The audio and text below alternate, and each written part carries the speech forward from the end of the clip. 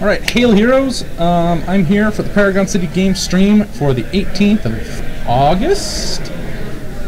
Brandon is going to be joining me in just a second. He's setting up our first match. No idea what we're going to be doing tonight for our first match yet. But, as always, it should be good because it's Legacy. I've been a little bit Legacy deprived all week. Got to play Modern, got to play Pauper. No Legacy though, so this will be a good homecoming.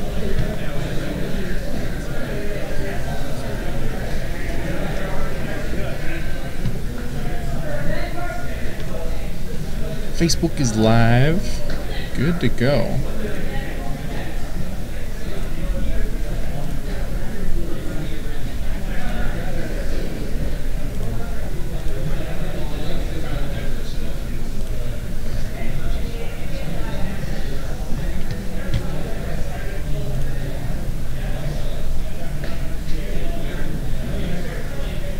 It's an RK post token. It looks like Spock. I wonder. It's got to be an elf.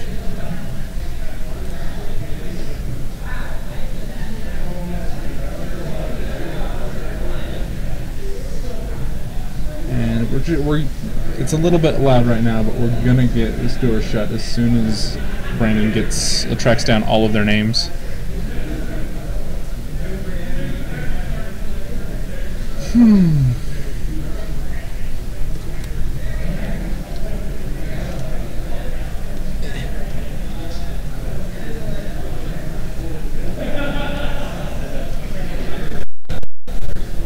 MTG bot.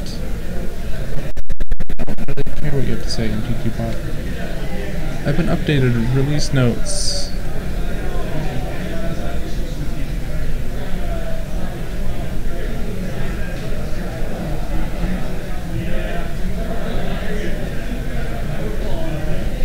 Huh. Taking a minute.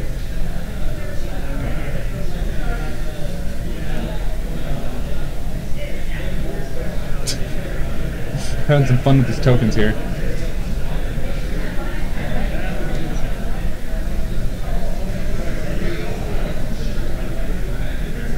And we just took the first and second seeded tables, so no idea what these decks are going to be.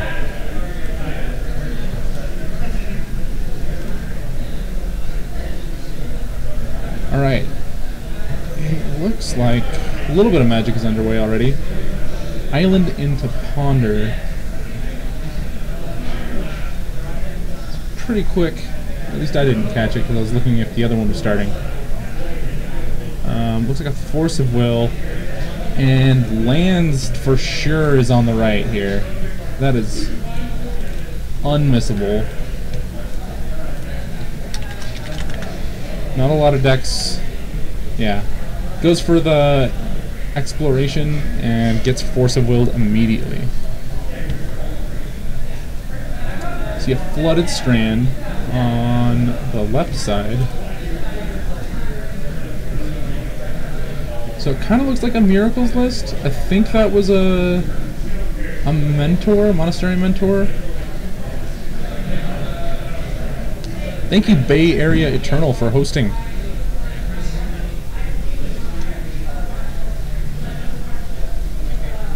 Shut that door.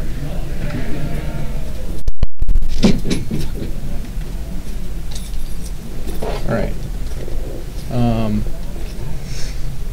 We have a whole viewer. So we're on table. This one, table 1. Okay. We have Chris on Grixis Tesserator. Ooh, that sounds spicy. It looks spicy. He's got. I'm gonna actually switch over to that. Or are you guys watching Lands and yeah, Stoneblade? Yeah, I know. That was Stoneblade then. Yeah, that was Josh Snow. He's usually on Stoneblade. Oh, okay, what's Josh the other? Snow playing Stoneblade. So we've got Chris on Grixis Tez and Matthew on 4-color Allurin. And we had Matthew on the stream last week, and it looks like I'm going to spell it American style. He's playing without a U.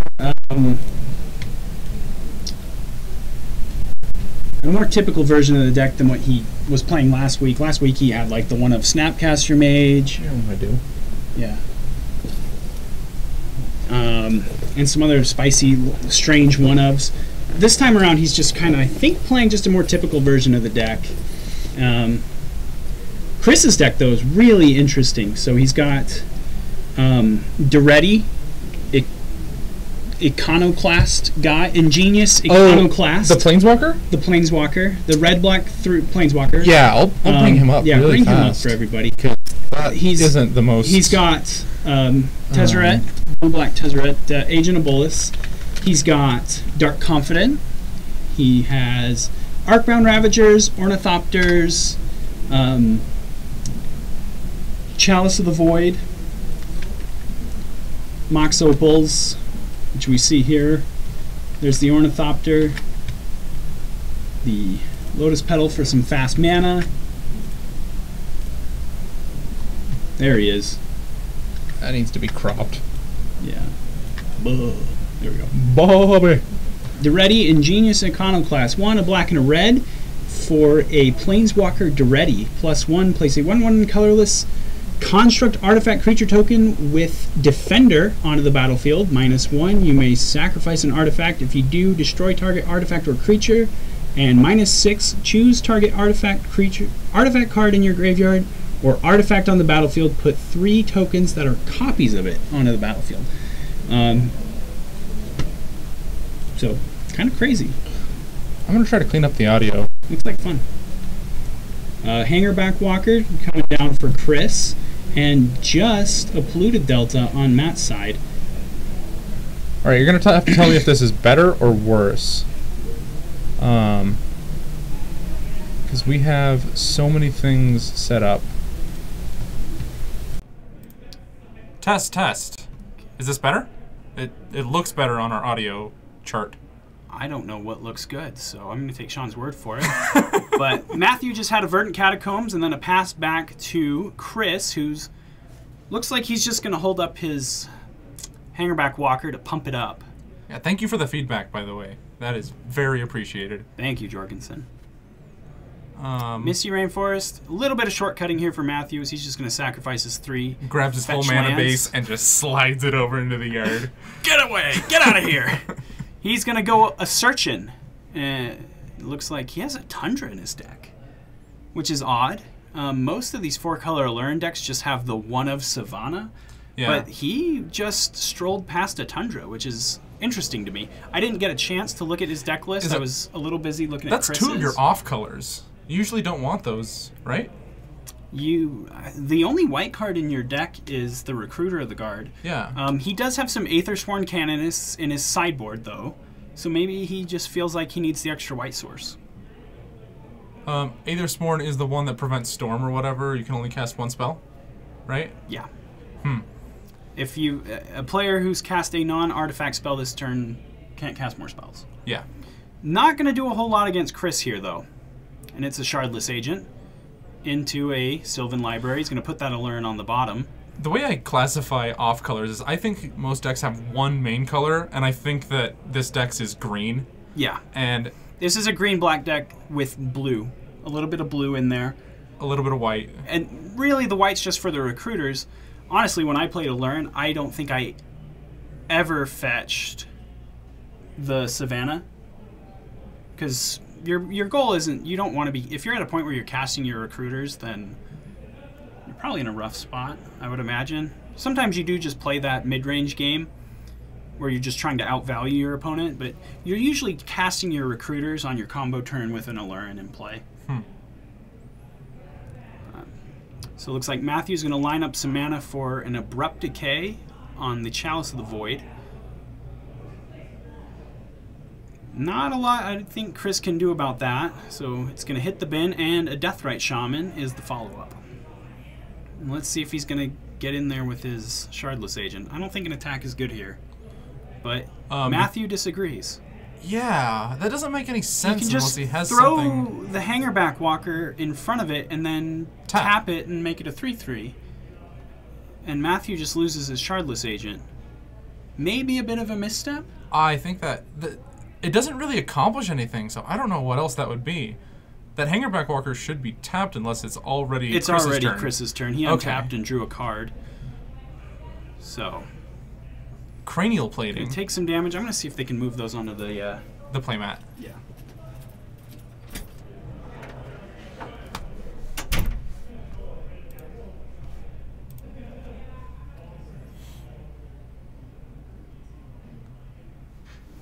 Let him back in. This door automatically locks.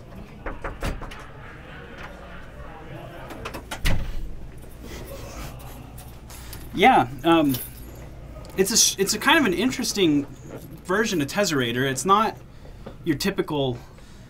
It's almost more just like a Grixis Affinity deck than anything else. I'm all for that. Like I was gonna say, there's an Ornithopter with a cranial plating on it. It feels like modern. Modern with more mana, way more mana, better spells.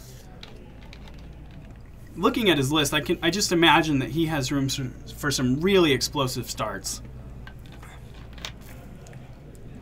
Like, I could see some turn 1 Tezzerets. Like, really easy, right? Yeah. Probably not difficult to, you know, Ancient Tomb, Lotus Petal, Mox Opal, Ornithopter, tap your Mox Opal, sack your Lotus Petal, so make a Tezzeret. I play Chalice of the Void deck in Legacy, and when I play against Alurin, my favorite name is actually 2. Yep. It prevents a lot of the combo. It doesn't stop Abrupt Decay, of course, from blowing up your thing, but they can't even dig. Like, if you say 2, usually they just cast 2 mana spells until they hit an Abrupt Decay, and you just shut them off from even that, and so they just kind of have to sit there and wait for an Abrupt Decay to just naturally fall into their hand. There's like the Ponders and stuff, but you're not going to lose to a Ponder. Let's see. Be interesting what Matthew might want to name with the Cabal Therapy. If I was him, I would have no idea. Yeah. And it's an Ancient Tomb. Yeah, so regardless of what he named. Didn't matter. The information... Probably more relevant at this stage. Yeah, he can breathe a little easier. He's going to go, oh, I upped my hanger back. Up his hanger back walker.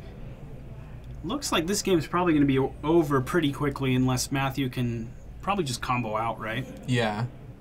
If Chris ever finds a way to sack his hanger back walker, that cranial plating is just going to be massive, and it's just going to end the game on the spot.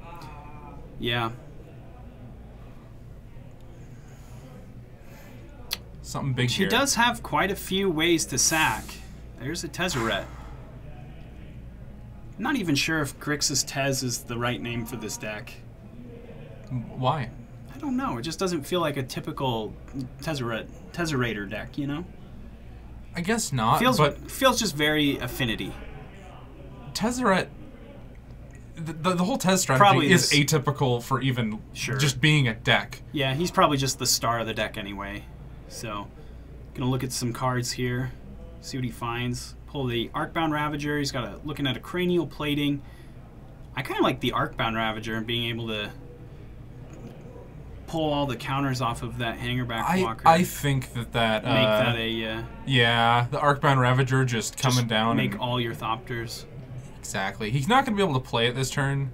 Is he not? He has an Ancient Tomb. Oh, he had that untapped. I didn't see that. Oh, and so even fall down to 10. Here's the Arcbound Ravager. I think you'd probably swing in with... Oh, wait, no. I would want to pump up that hangerback one more time before I sacked it off.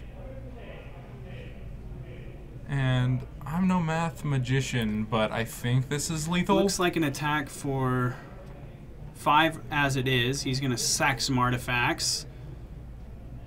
It's curious, though, because the Arcbound Ravager and the cranial plating don't exactly play well together. They don't. It's not like having the plating and the Ravager just mean a whole lot more damage, you know?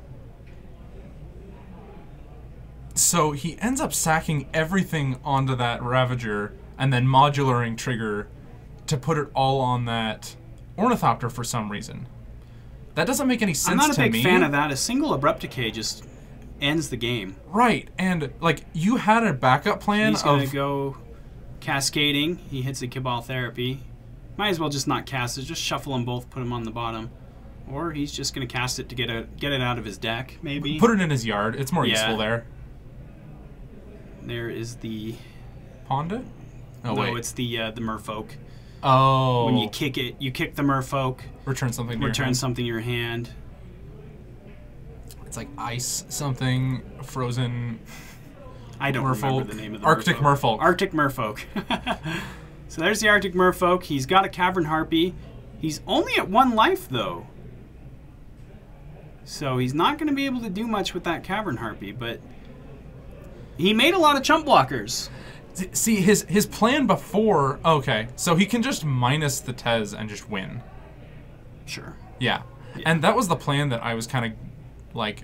He's just going to do this, and he sacked everything. It didn't end up mattering because Matthew took himself down below lethal. Yeah. That was a weird game. Oh, are they...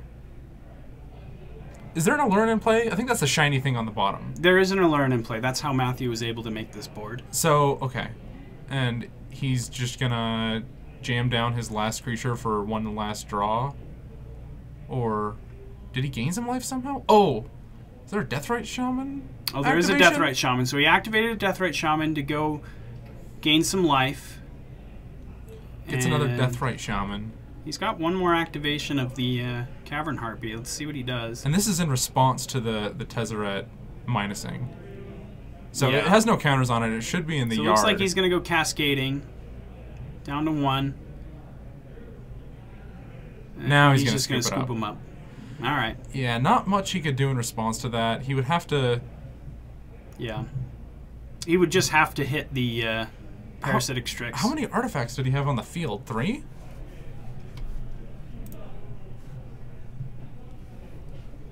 Huh. I was going to check on this, but I haven't had the stream going.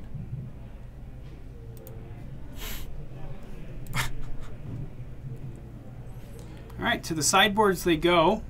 I would expect... So we got Chris's sideboard. He's got 2 Etched Champions, another copy of Duretti and Genius Iconoclast, 1 Spell Pierce, 1 Surgical Extraction, 3 Aethersworn Canonist, 2 Ensnaring Bridge, 2 Leyline of the Void, a Tariff. Pull that one up. That was an interesting one. And 2 Path to Exile.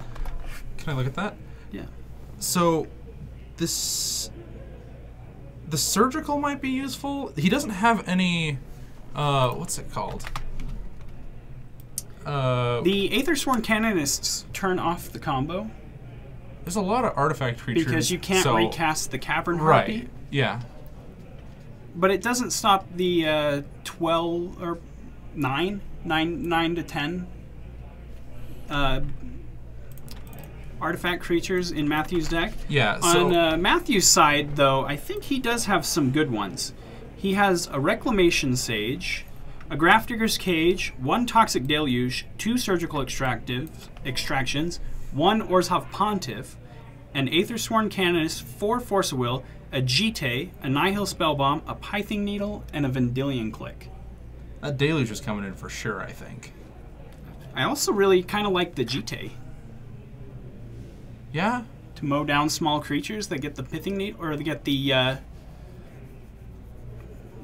equipment put on them. Gosh, my mind is just blank today. We can pop over for a second for Jund versus Lands, but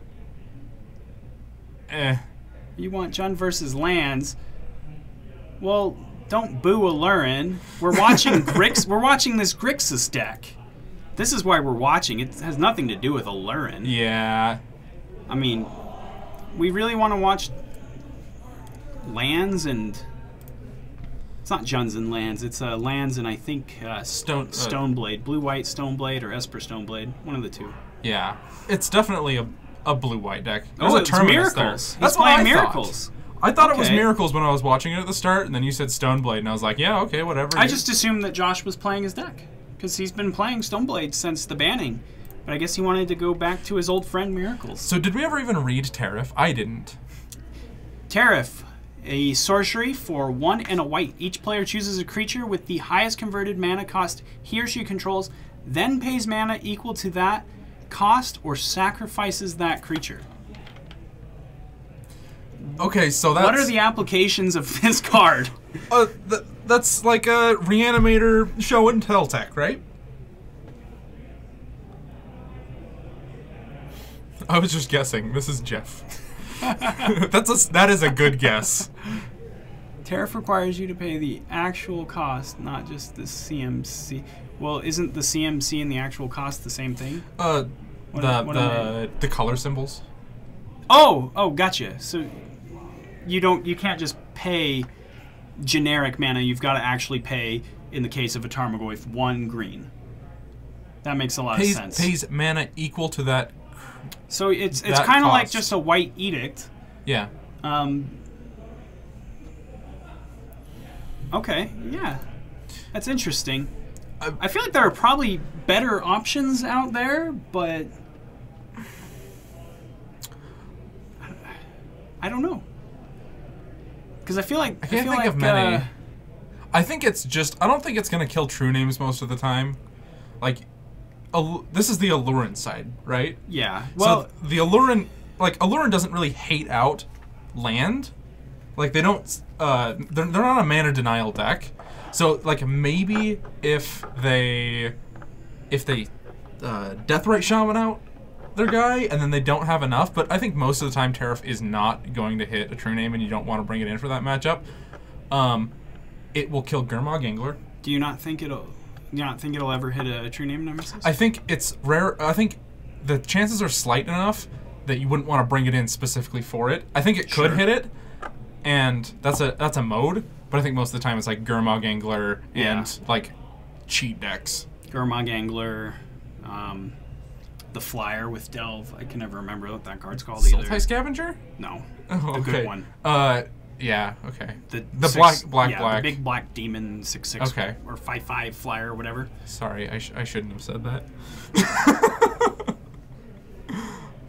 So, it'll be interesting to see how these players decided to sideboard here for game 2. It looks like Matthew brought in the Force of Wills. Probably feels like he Tombstalker. Thank you. Tombstalker for Tombstalker. sure. 1 point to True Nightmare. My thing about Tariff is on the surface it might look like a great card against like Show and Tell. Yeah. But miserable against Grizzlebrand and Sneak Attack because of the sorcery speed. Yeah. But and if they Omniscience in if they just go Omniscience and then Emrakul take their extra turn, you're not even casting a 2-mana spell. The game's over. Yeah, it's an interesting choice in the spell. I'd be really interested to see the applications of it. But we're underway in game 2. A Tropical Island for Matthew and a pass of the turn. It looks like Chris had a mulligan and he scryed, I believe, to the bottom. Chat can probably correct me if I'm wrong, I'm sure. And not a very explosive start. No Metalcraft yet, so that's just a mana rock that Very doesn't do anything. Close to Metalcraft, though. So it's not even a mana rock, it's just a rock. Just an artifact. A legendary rock. You are right. The best answer for true name is Orzhov Pontiff. We were talking about Chris's side. The Tariff is in Chris's sideboard. Oh, it's in Chris's? Yes. Oh, okay. I thought it was in Alluran for some reason. Oh, no, it's in Chris's sideboard. I guess that's why I was a little confused about the true name talk, but I guess that makes sense now if you thought it was coming out of Matthew's side. Yeah, everyone was like, he does play enough. Like he can play any color spell he wants because of all of the multicolor. Rocks. He could have whatever he wants between the Glimmer Voids, the Lotus Petals, and the Mox Opals. Looks like he's thinking about a Dark Confidant here, though. Ooh. Or is he just gonna pass the turn? No, yeah, I like getting the Bob into play. Still does not give him Metalcraft, though. Yeah. I think that's a good reason to play it, is just so you can hit something. The card advantage will be relevant in this matchup, I believe, as Matthew untaps, takes a draw. It looked like a Brainstorm, and it was, and it looks like he's going to think about casting that. Main phase? So that usually means they missed a land drop. That looks exactly like what happened. Or it just means that he has a 2-drop he wants to play in a fetch, and he just wants to be very efficient with his mana and his brainstorm. Yeah. I like main phase brainstorming more than some people do. A lot of people really like to hold their brainstorms, but in a proactive deck like a Lurin, I'm a fan of the main phase brainstorm if you've got the land and you just want to be mana efficient, but sometimes you need the 3rd land and you just got to fire it off and hope you get there. But I think I've cast like 6 brainstorms in my life, so... Yeah, Matt did not find his 3rd land, and he's going to be brainstorm locked here. It looks like he put an Allurn and something else back on top. Well, that is what we were asking. Like, why would it be in any sideboard? Yeah, that's kind of what our main question was, I guess. But So there's an Aethersworn Canonist already in his hand. note, he has Metalcraft. Not anymore. As a Force of Will. I guess he never had Metalcraft. The Aethersworn Canonist never hit play. Force of Will going to drop Matthew down to 19 and exile another He brainstorm. cannot actually activate that. Oh, yeah, we're going to go. Mana Rock. We're going to go take care He of let that. the spell resolve. Or, yeah, he never had it. Okay, go, go, go.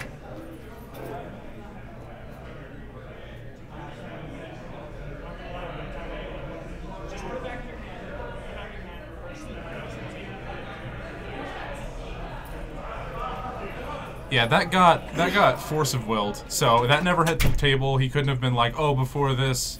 It just that he never had Metalcraft on his turn. Yeah, there was no Metalcraft. I jumped the gun there saying he had Metalcraft.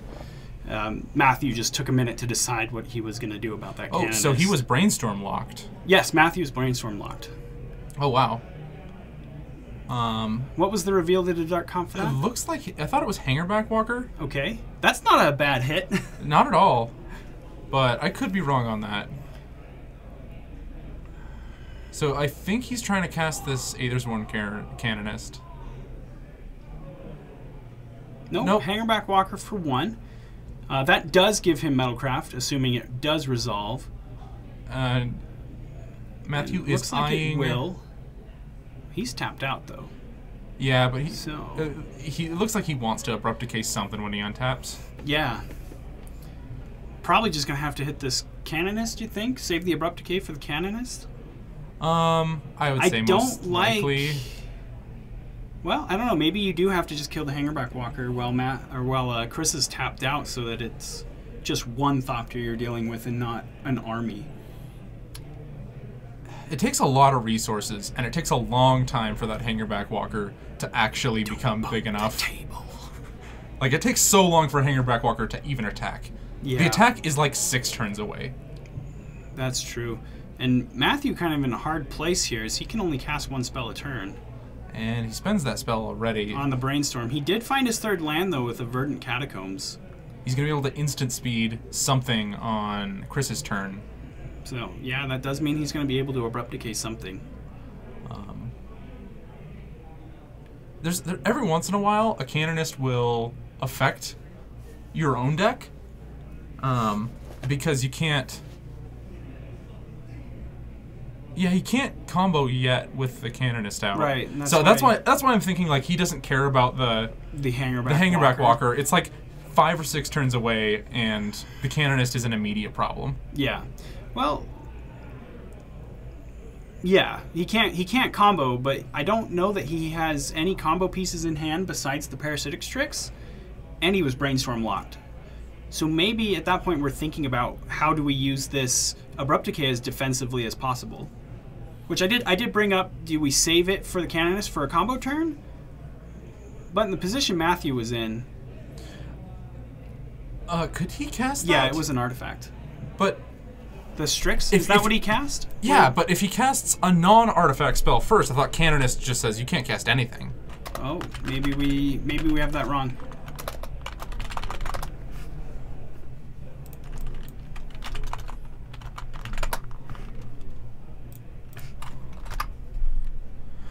Each player who cast a non-artifact spell this turn can't cast additional non-artifact. Oh, non-artifact spells. So he can do that. So he can do that. Yeah.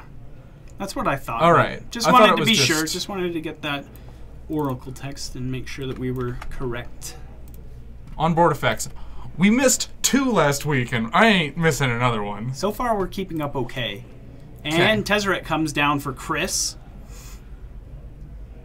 Let's get Tezzeret up on the screen, since that's kind of the hallmark card of this deck. So he can turn something into a And it looks like 5/5. It looks like that's what he's doing with Hangerback Walker. Unless I'm mistaken. There he is. Agent of Bolas. Alright, and Matthew's going to take an untap. He's going to draw a Cavern Harpy. So now I think he's just missing an Allurin. True Nightmare, thank you for following. Thank you. I owe you a punch in the face. No, just kidding.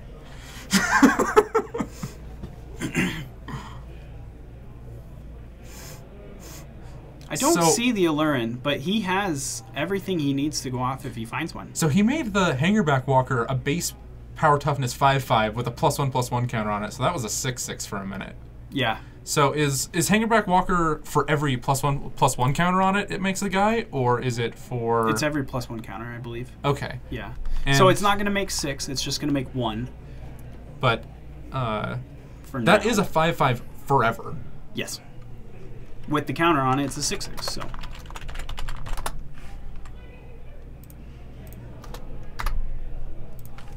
Hangers with an A.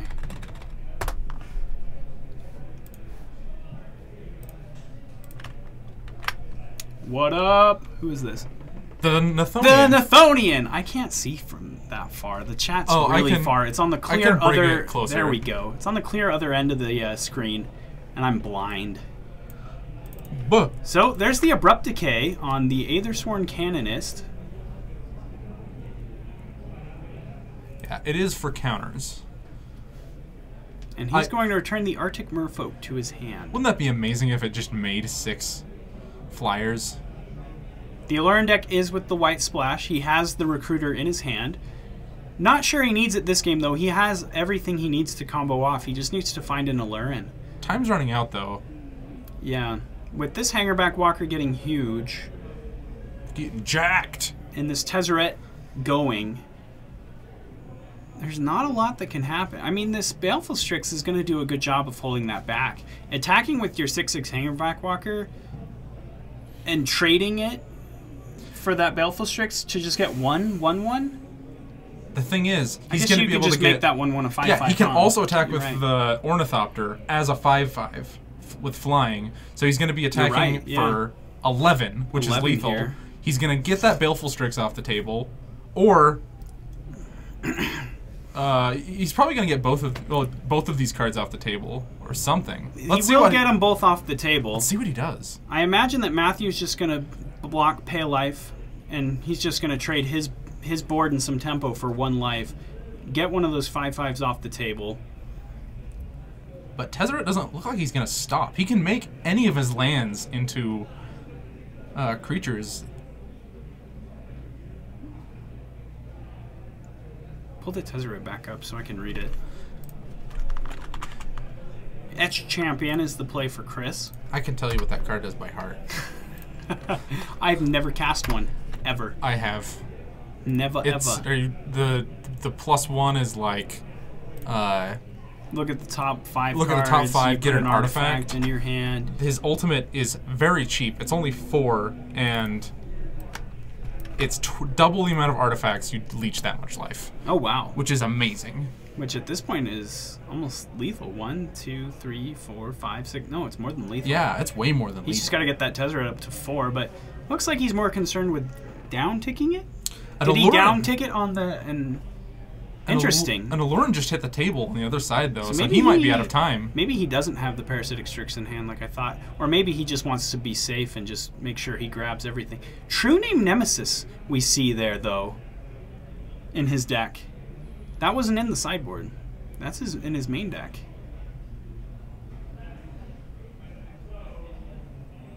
Yeah, I think plussing and then just minusing for win is usually the right call. If your Tezzeret isn't in danger, you just go for the ultimate because it happens the second turn. It's so fast. Yeah. This is game 2.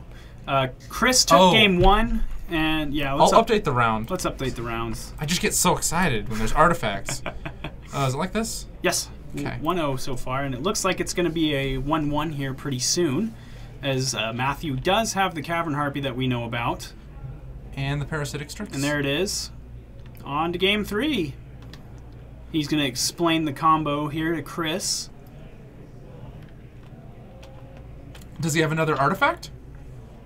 Doesn't? Oh no, it's the color of the creature, right? For the Parasitic Strix. What do you mean? Oh yeah, it's black. If you have a black permanent, okay, a black creature or permanent. I just want everything to say artifact on it. If you guys haven't picked up on it yet, I'm a brown mage. I love artifacts. They're my soul animal. He attacked for 6 with the hangerback, though. The ultimate wasn't lethal without the attack, was it? That attack didn't connect. No, none of that attack didn't connect at all. He was at 11. Or is he talking about the turn before? And oh yeah, the turn before when he made the hangerback the 5/5 in the first place. That's what he's talking about. Oh yeah. Yeah. So he is right. He would have needed to connect with the hangerback walker first. But if he plussed, he would have had another artifact, right? Most likely. Yeah, true. So maybe I'm not sure what he would have had though, but is that a Spider-Man-ish shirt? Are you talking about his? Because this is just a button-up. My shirt? I don't know. My shirt's just a shirt. Are you talking about Bolas? Oh, you're talking about the players? I don't know. My shirt has a pocket on the sleeve. Notice me, senpai. All right, and we're just going to get shuffled up here for game number 3. Yeah. Update the rounds because I'm a derp. Derp, derp, derp. I played nearly this exact same Recruiter Allurin deck last week. Did you play it with the true name and like what other weird cards are in there? I think this is a weird version. No, Jorgensen, I did not see Spider-Man swinging through the booth. Would have hit a wall. It's not very big in here. You would think I would notice. We would notice. I don't know. Spider-Man's pretty sneaky. He could probably recon his way through this room without us knowing. I can see like the entire room. No, he's the Spider-Man. He could have removed a roof tile. He does whatever the Spider-Man does. I'm doing mental gymnastics to figure out how a Spider-Man could have been behind me, and I'm pretty sure there was no Spider-Man. The Nightmare, you had a true name Nemesis in your sideboard. Okay. Just to go more all in the tempo plan? Yeah, or the the mid-range control plan, or just having just a very resilient threat, which the Allurin deck kind of lacks. You know, we have just our threats do give us a lot of give the deck a lot of card advantage, but they're still just kind of just derpy little creatures when you get boiled down to it, you know? They're better blockers than anything. Yeah, and sometimes you just need a way to kill people. Get them dead. True name Nemesis does that job pretty well. Usually. Also a good blocker. Good legacy down in Tuscan. Tucson. Oh, I know. I like saying Tuscan, though. Like the Raiders? Anakin's triggered. I hate sand. It gets everywhere. God, this stream is just trash now. Because we're talking about the prequels? Now, this is legacy. You, the Nethonian, have won the day. Oh, gosh. Gosh, I cringe just thinking about that part of the movie. We could spin! That's a cool trick! Whoa! It's working. Okay, Ancient Tomb. And it did look like Chris took another mulligan this game.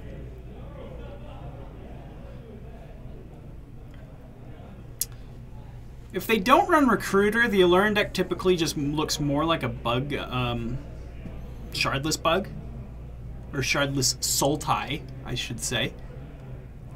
So specifically what card do they get? What card specifically? More kill or something? Yeah, when I played when I played the straight Buggalurin. See that Chalice on one? That's a Chalice on one. Yeah. I'm not a big fan of making the Chalice on one. I kind of would have wanted to save it till the next turn and make it for 2. Chalice on one doesn't do a whole lot. It turns off the cantrips in this deck, but... If you can get it early enough, the Chalice on one is worth it. But I think later, hands down, you want it on 2. Yeah. So I think at this point, you could just lock him out. Matthew, he kind of a fan of cracking his fetch lands all at once. I'm not sure how much I feel about that as the game 2 when he brainstorm locked himself. I think he kind of did the same thing. He just had broken all of his fetch lands and then untapped and drew a brainstorm. He's a busy man. Feels bad, man. He's a busy man. He ain't got time to sit there and fetch individually. And it's going to be a Baleful Strix and a Tundra. A Christian Baleful Strix. Christian Baleful Strix. A Glimmer Void is the land for Chris. He's going to tap, make the Aethersworn Canonist. Ooh. I like the lock deck that he's kind of playing here. Yeah, he does kind of have that element with the Ensnaring Bridges in the sideboard. No, I guess he doesn't want, he's too busy to shuffle. Ain't nobody got time for that, especially Matthew. There's an Abrupt Decay, so this Chalice, he's going to have to choose between we're not the bringing Chalice. Christian Bale, like Yeah, the actor. is Christian an actor. Baleful Strix. Yeah, not a Christian Baleful Strix, but a Christian Baleful Strix. And it's a Orzhov Pontiff is the play for Matthew. That's an interesting include here. It can mop up an army of Thopter tokens from the Hangerback Walker, but I feel like Chris's threats are usually just going to be bigger than what the Pontiff can deal with, right? I mean, even the Ornithopters are O2s. Yeah.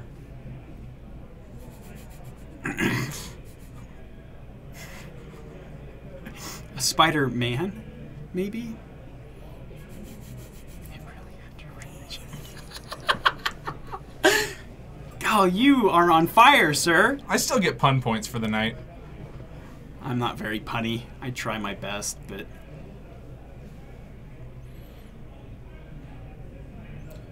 So this Orzhov Pontiff. All right, we're done. You are. We're serious. We're playing serious Magic here as Matthew goes a shuffling for a Bayou. So you say hit 4 lands, and he's got 2 green sources. Usually, when I'm sitting across from a Lurn and they get 4 lands... And 2 green sources. I get pretty nervous. What could they make? Are they Jace the Mind Sculptor? Is that what he's going for? I guess that's a... I don't know that a Jace would be that big on this board. There is an He's going to go reaching for 4 mana. Where's that Chalice on 4 at? Well, he wasted it on Chalice for 1. Well, he's thinking about something. If he it looks waited like he's for thinking 2, about Abrupt Decay. If he waited for 2, everything that he's cast this game would have been... Well, besides the Pontiff. How much is that? 3? Okay. Colorless white-black. It looks like there will be an Abrupt Decay on that. He's going to sack it to the Arcbound Ravager to get a counter, as he rightfully should. Fizzles. And Chris is going to untap. Good counter. That's how you counter an uncounterable spell. Didn't quite see what his draw was there, though. Doesn't look like he's going to do nothing, though. No, he's definitely thinking about tapping some mana here.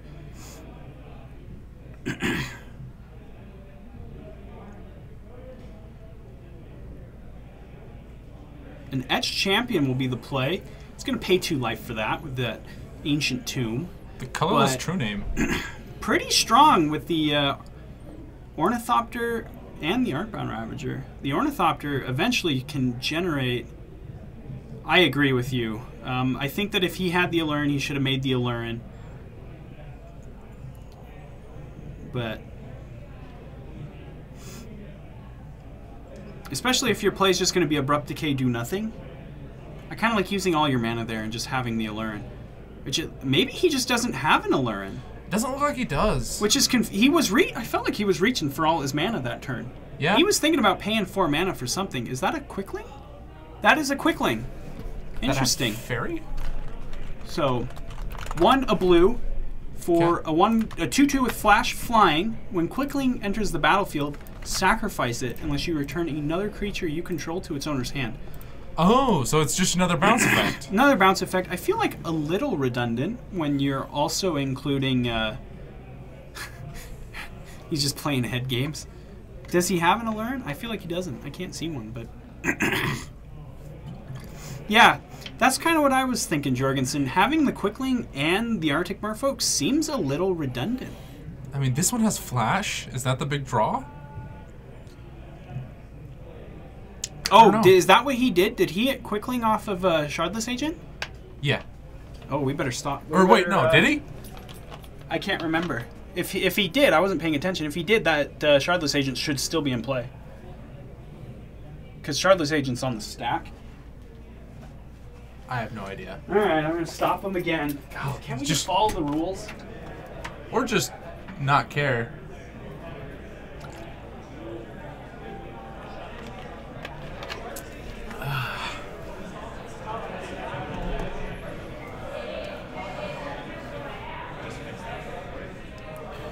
So, what's going to happen here? We're just going to let him fix that. So he just returned a different creature. Right. A creature that was in play that could be a target for the Quickling. The way that works for... follow the rules! Don't do memes! I can't keep it together when you do memes! Okay. He should have bounced the Pontiff anyway, yeah. So, for any of you listening or watching that aren't following, the Shardless Agent, the Cascade trigger, goes on top of the Shardless Agent, resolves first. So the Shardless Agent is still in the Aether. On the stack. Yeah, in the Aether. Come on, we read.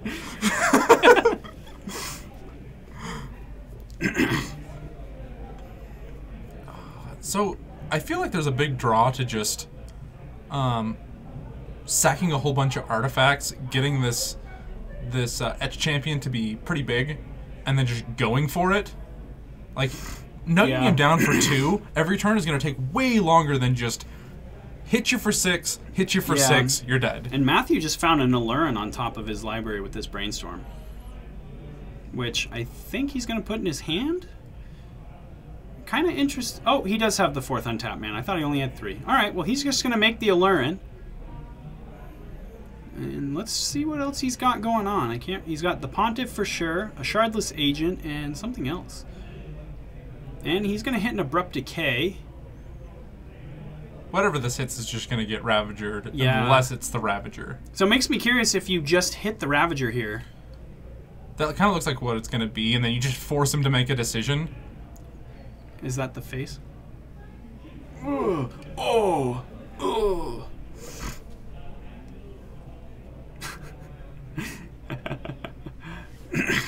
If any of you ever meet Matthew, his board will make total sense.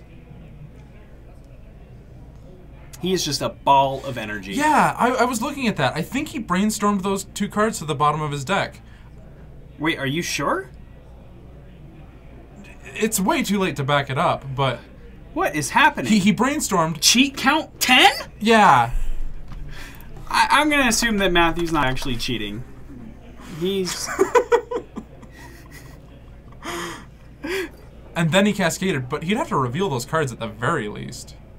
Oh, so is that what happened, though? Did he brainstorm and then cascade those brainstorm cards away? What it looked like he did was he goes, brainstorm, draw 3 cards, put the 2 on the table, keep the Allurin, slam the Allurin, put the 2 cards on the bottom of his deck, and then he cascaded. So that's interesting play from Chris, and maybe a misstep that he decided to only sacrifice the Hangerback Walker to the Arcbound Ravager when he knew the Orzhov Pontiff was still in Matthew's hand and he was just going to lose all those Thopters anyway.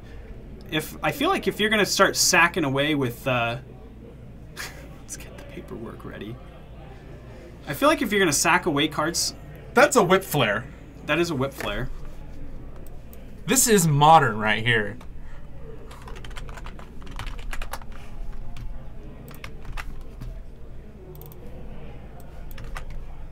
Oh, okay.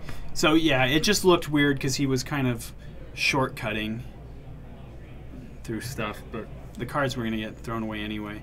So Well, the Orzhov Pontiff is going to haunt No, the Ornithopter. 1 second. But okay, I don't care anymore. Yeah. There's honestly not much we can do about it. I mean, I'm sure if we were paying better attention, we could have caught it, but... So it goes down to 5. Down to 5. So how did he save these creatures here? Oh, they're artifacts. Yeah. Okay. So all the artifacts didn't die.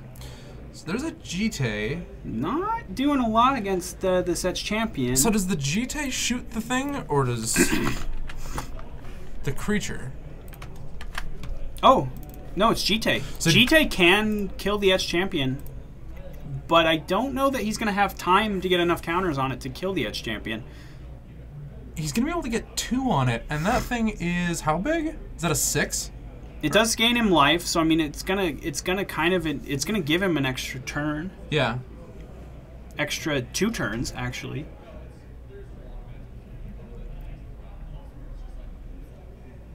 Alright, we untap. And it'll be a Vendilion Click in the draw step. I think you just let him have that, right? I mean, when the draw could be a Tezzeret instead, I think you just let him have that. Because the Tezzeret's lethal. So Matthew cast a Vendilion Click, and Chris revealed a card that we don't know what it is. No, it's a the one. This guy. It's this one. Oh. Vault Scourge. Okay, yeah. Vault Scourge doesn't do a whole lot. And Matthew just let him keep it, and I think that's correct. But he's going to fall to 2 here from this S champion, and this kind of goes back to I really like sacking those Thopter tokens to the modular trigger as well. Especially when you know that the Orzhov Pontiff is in hand, this game would be just over. But what's happening? The Nathonian is just trolling. It's this one. You know, this one. It's Vault Scourge.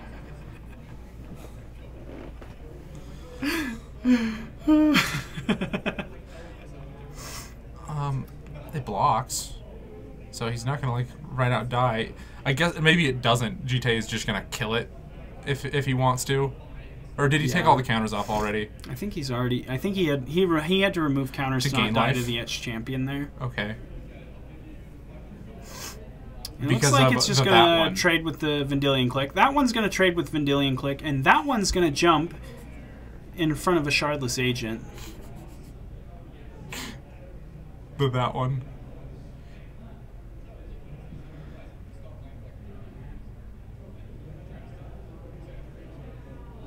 So the Haunt not really going to do anything here.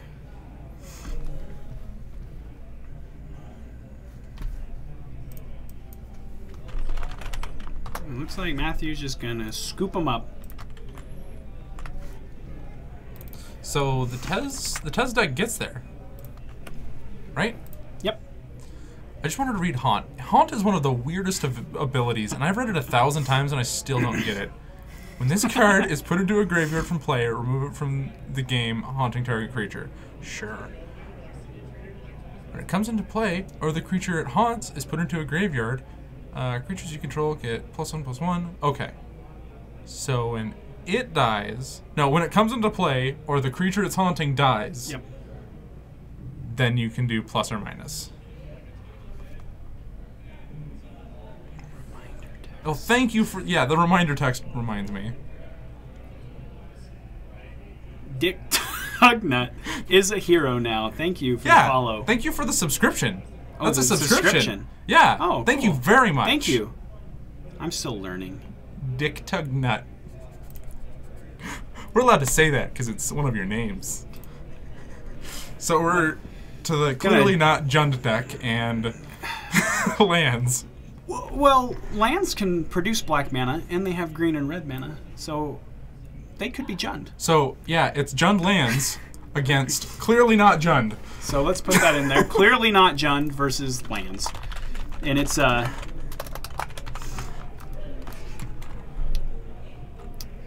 we've got Josh Snow, not Jon Snow, Josh Snow on clearly not Jund Miracles. He is the Monarch. That's exciting. He's gonna draw a card every turn. That is exciting to be the Monarch against the lands deck. Yeah, you're never losing that. If you're losing the Monarch, you're dead, right? Because they just attacked you with a 20/20 indestructible flying Avatar. Avatar. Okay, so sorry, what is the Lands player's name? Paul. This is Paul. He's on the stream like every week because he's always just on winning. table 1 and 2 because he's winning for round 1, and then he just keeps winning. There's been weeks where he's not been on the table for round 1, and he just wins his way up there. Yeah. Lands is such a good deck. Don't bump the table! Small earthquake. Yellowstone does not explode this time. Thank heavens. So we've actually got a really cool board here from Josh. He's got Jace the Mind Sculptor, back to basics, a Monastery Mentor kind of going off, and he's the Monarch. And he remembers his trigger. Yeah, it's usually Palace Jailer. Gonna make a 20/20. And we do not know the record here. Yeah, it's definitely Palace Jailer. Picking a Kabas, good.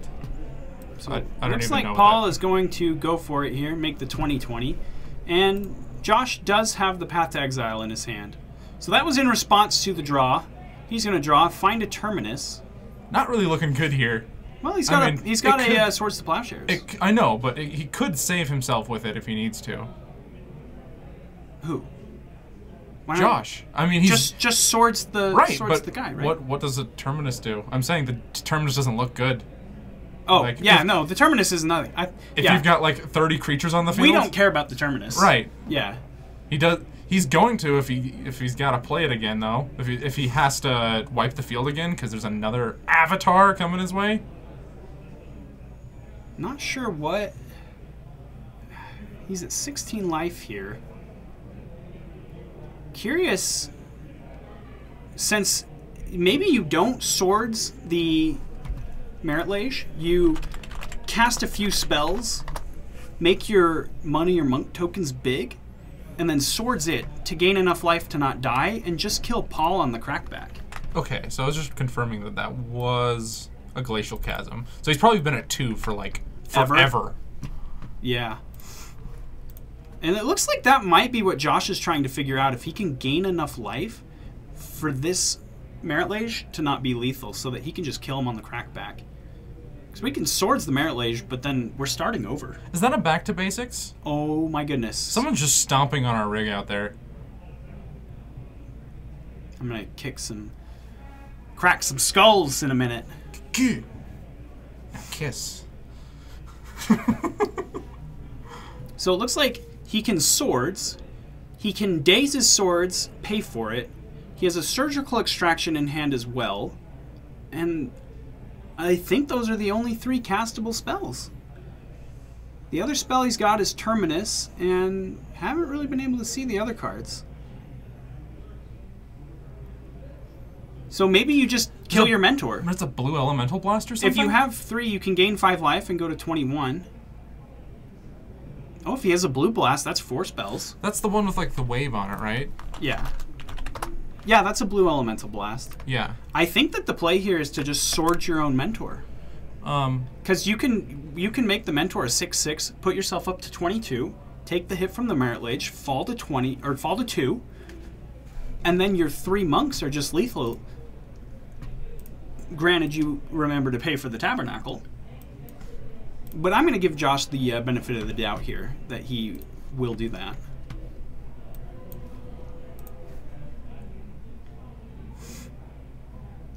Owler 788. Thank you for following. Thank you. So he's going to go for a surgical extraction here.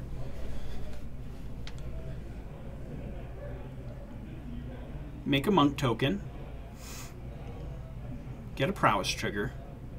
Take a peek at what's going on in the old hand. Looks like there's a bunch of stuff. There's a Crozen Grip and a whole bunch of stuff I don't recognize. There was a Crozen Grip. It looked like he had... is it like, what is it, Veteran Explorer or something? Not Veteran Explorer, the Clue one? Yeah, the Clue one. Tireless Tracker. It looked like a whole bunch of Tireless Tracker to me. That's kind of what it looked like to me, like 4. Yeah, but with a Tabernacle, those are just going to pile up in your hand. Yeah, probably so. There's another one as he casts this past exile, and he does choose to just go for the Merit Lage. Swords to Plowshares. What did I say? Path? Yeah. Ugh.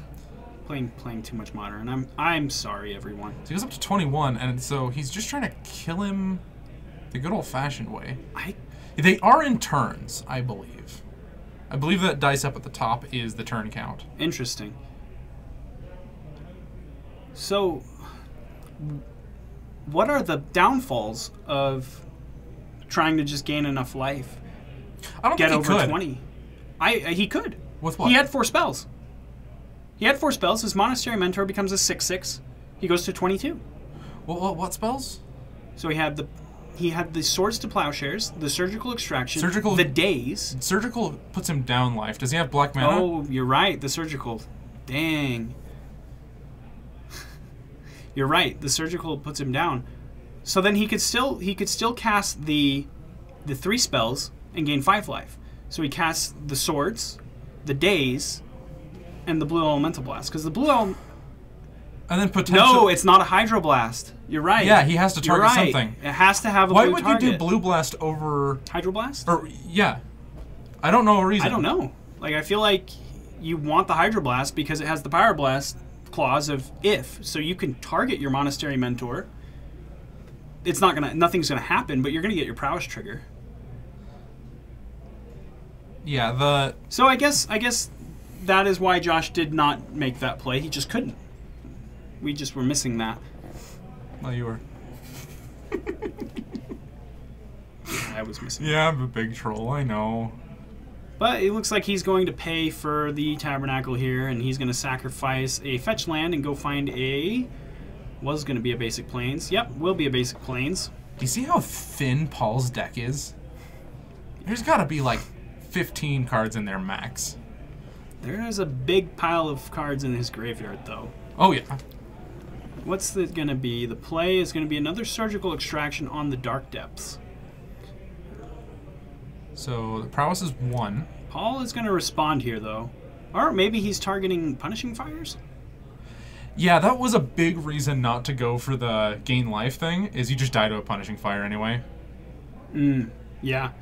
Which he did have in his graveyard, so that is another very good point.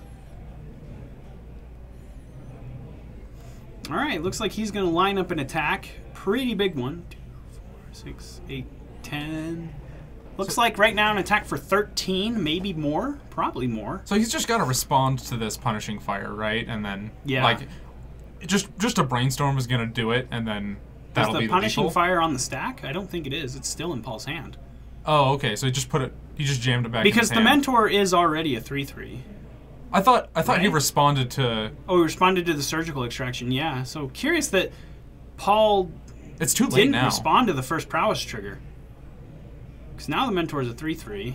He can still kill one of the A monk token? Yeah.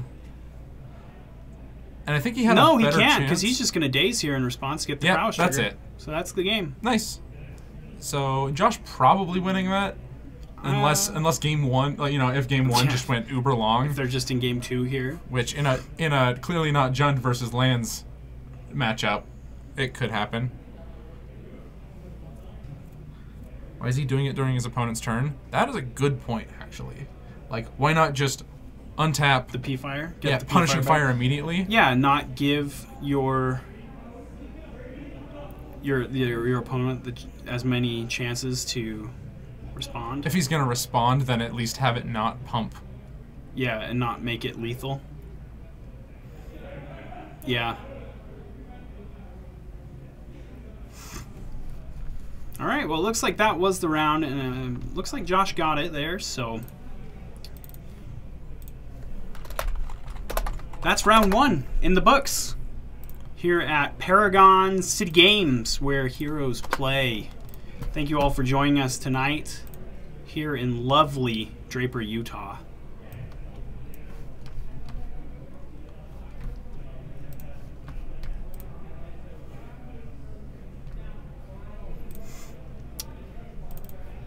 And while you're here joining us, don't forget to check out some of our affiliates.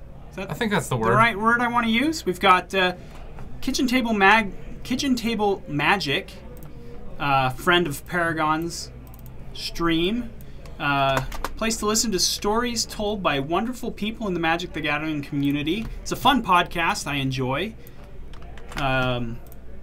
Check out the Eternal Durdles podcast. It's a weekly Magic the Gathering podcast brought to you by Hipsters of the Coast, focusing on the Legacy format. And by the way, Hipsters of the Coast is a great place to go if you want some sweet, sweet Legacy content. And we're all here for Legacy. Yeah, the Leaving a Legacy crew, another podcast. Their two hosts are both writers for Hipsters of the Coast. Don't forget to also check out MTG Pro Tutor with host Sean Penrod. That's another great podcast where he interviews notable members of the community. Yeah, you were talking about this right before the stream. Yeah, it's a fun podcast.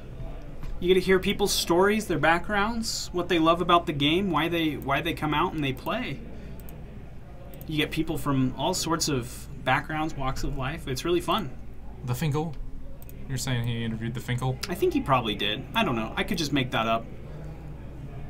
I mean, if I'll you're gonna have my reputation on the line. He probably interviewed the Finkel. I mean, I feel like if you're gonna have a, it looks like, are we getting ready for round 2? They were far into turns, so I would not doubt it. I didn't hear them say pairings, but. Yeah, if you want to go get them real quick. Yeah, let's go look at what's going on. I didn't hear them call for pairings for round 2. They play it at your local game store every week. Like, not during FNM, I'm sure. It's probably way too loud. When do they play that? I've never heard of them playing a thing. Just like a player get together or something.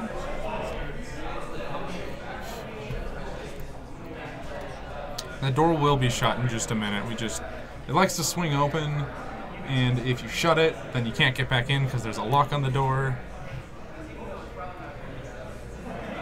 Oh, they play the actual Legacy format. Okay. That's what we do here, and I drive like 45 minutes Brandon drives farther than I do. He drives like 50 minutes to an hour to get here, and I drive like 45 minutes because this is where the Legacy's at. This is where the stream happens. This is like I think it's the best Magic shop in Utah, like hands down.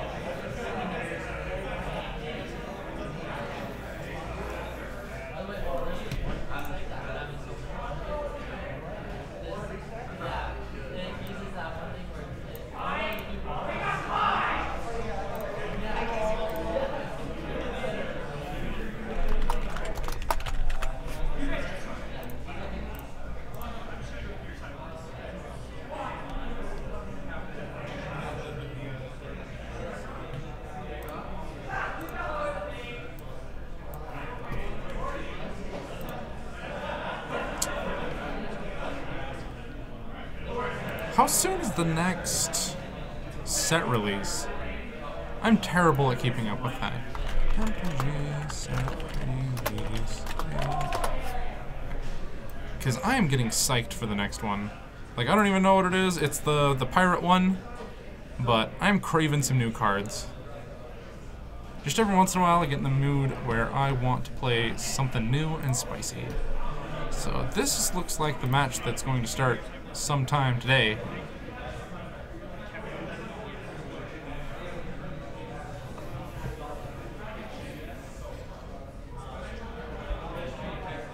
So far there's an Invocation. There's a foil Getaxian Probe right off the bat. You see 2 Brainstorm, Misty, oh, that's not a Eureka. Is it?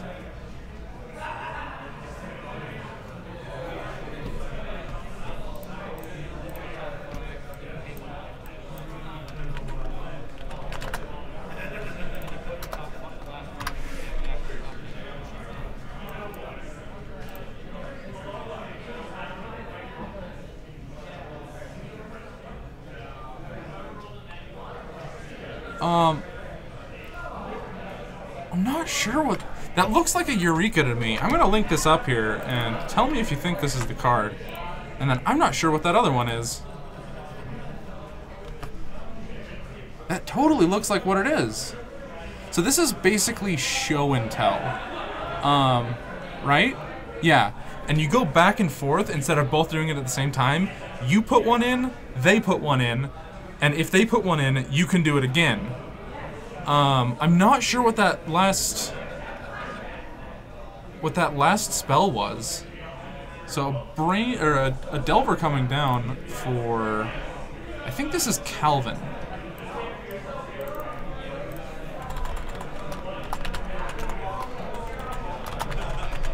I'm gonna just venture to say that this is Grixis Delver. I think that's what he usually plays. And we're just gonna name we're just gonna name that Eureka.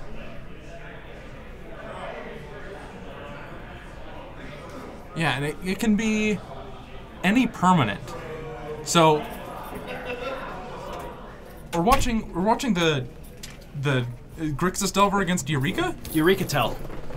Eureka Tell. Yeah. Who's that? Kevin playing Eureka Tell and Calvin on Grixis Delver. Let's make him famous. But yeah, we've been talking about Eureka, and like we were having discussions a couple of weeks ago about like, oh, isn't that card banned? No, it's not. It's just more expensive. It's more expensive price-wise, as you can see, like right on top of this card here. It's also more expensive mana-wise, so usually Show and Tell is the one that gets played, and it's like off-color, like green. Yeah.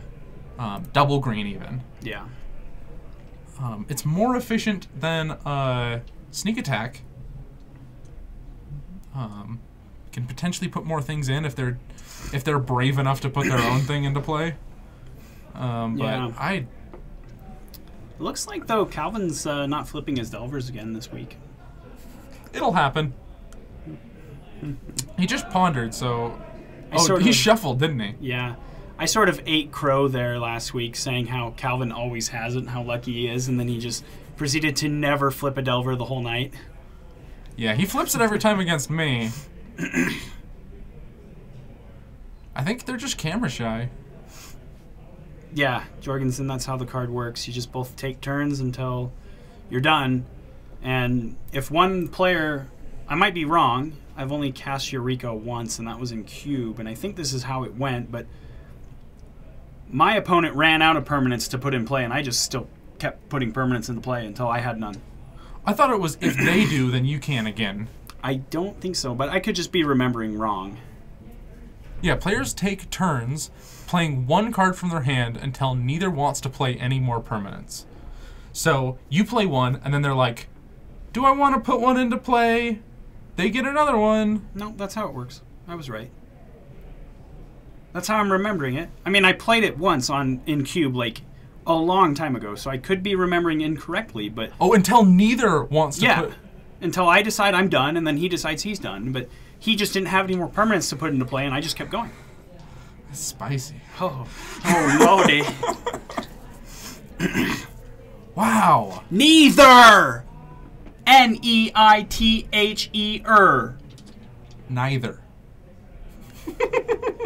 Tomato. Oh, I learned It looks something. like Calvin flipped his Delver and got in there for 3.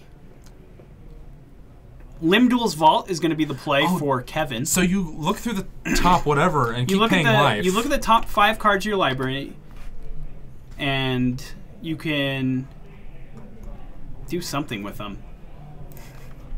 You can reorder them. You reorder them. Or put them on the bottom. Put them on the bottom of your library, and then if you put them on the bottom of your library, you do it again at the cost of 1 life. Yeah, there was no way I was spelling this correctly, but I got it. So, instant, look at the top 5 cards of your library. As many times as you choose, you may pay 1 life. Put those cards in the bottom of your library in any order, then look at the top 5 cards of your library. Then, shuffle your library and put the last cards you looked at this way on top in any order. So as long as you have a non-5 number, it's non-multiplicative of 5, you can reorder your entire library in any order you want with enough life. That's usually not what happens since people aren't at infinite life, but I'm going to put the sweet art that he has. It just looks like a pile of garbage. It just looks like a Limb Duels vault. It's just Limb Duels vault, full all Limb Duels knickknacks. And it's going to be a daze from Calvin, returning the Volcanic Island to his hand, countering the Limb Duels vault. It looks like the first Limb Duels vault got spell pierced. Hard to tell. With it definitely looks. Oh, no, cards. there's a Force of Will that happened at some point because that. Oh, maybe that was the Force of Will. Then. That true name is exiled. Oh, yep, there it is. I see it. Yep. So it must have been Force of Will on the first Limb Duels vault, daze on the second. Classic Delver only permanent in play. No, there's two. And I'm sure he doesn't know what he's playing against, but I think the Wasteland. I mean, he did see. Oh, he did. He did see Eureka. Eureka was in his hand when he. Looked at his hand with Jataxium Probe at the beginning of the game. That's a stifle. So he had the stifle, and he had a fetch land, so he didn't really want to Wasteland. He progresses his own board state this way too. So it'll be a Brainstorm from Kevin. 3 cards coming. Tropical Island, Eureka, and a Misty Rainforest. So this will be a perfect Brainstorm. Gonna think of what 2 cards to go back. I think he has a basic forest in his hand. I kind of like getting rid of that. Maybe. He does need 4 lands, though, to make this Eureka. It looks like he's going to put the Misty Rainforest back on top. 3 lands in that Lotus Petal. Is there a Lotus Petal in There's his definitely, hand? there's 100% a Lotus Petal behind that Trop. Okay. So maybe just thinking he probably doesn't need the...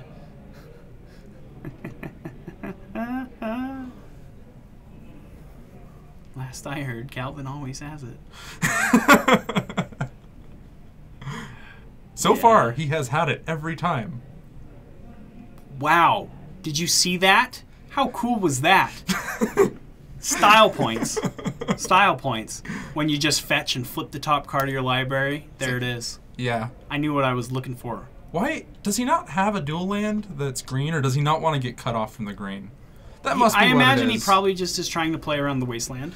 Okay. That the Delver decks have. Because I feel like we're way past the point of like what Wasteland is relevant on, but maybe not because of the. Well, when you're trying to make a double green spell, the Wasteland's really relevant, right? Lotus Petal and a green source in his hand, so maybe not. Oh, I guess you're right. He has plenty of green here. He's just gonna cast the Lotus Petal here. See if he's got a follow-up play. No, pass the turn. Calvin's gonna take an untap. And he saw a Delver in his hand. Draw a magic card, Will Calvin. It's a Flooded Strand. He's got 2 Lightning Bolts, a Delver and a Wasteland, and that Flooded Strand in his hand. So he can do 9 in this. No, he can't. He'd have to have another red source, and I don't believe he does. He can almost do 9. Yeah. Well, he has the Flooded Strand that can go find another red source. Okay, there you go. Go find the second Volcanic Island. But he's going to choose to Wasteland and Underground Sea instead.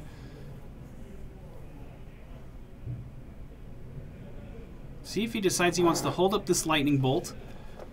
Lightning Bolt seems really good when the Eureka player puts an Emrakul into play. Calvin had a counter magic, right? Yeah, he's out of counter magic. 2 Lightning Bolts. Delver, Flooded Strand is the hand for Calvin. Kevin just drew a Besieju, I think. Who shelters all? Who shelters all. Wow. Looks like he's not even going to worry about the Besieju. He's just going to go for the Eureka. Better do it sooner than later. Like, what do you think about not playing the Besieju in that spot, though? Doesn't it enter tapped? You're right. Duh. Yeah, I think that's exactly why he just wanted to get the Eureka into play. He's also at a really low life total, and Besieju takes life to function. 2 life, right? And we see the explanation of Eureka.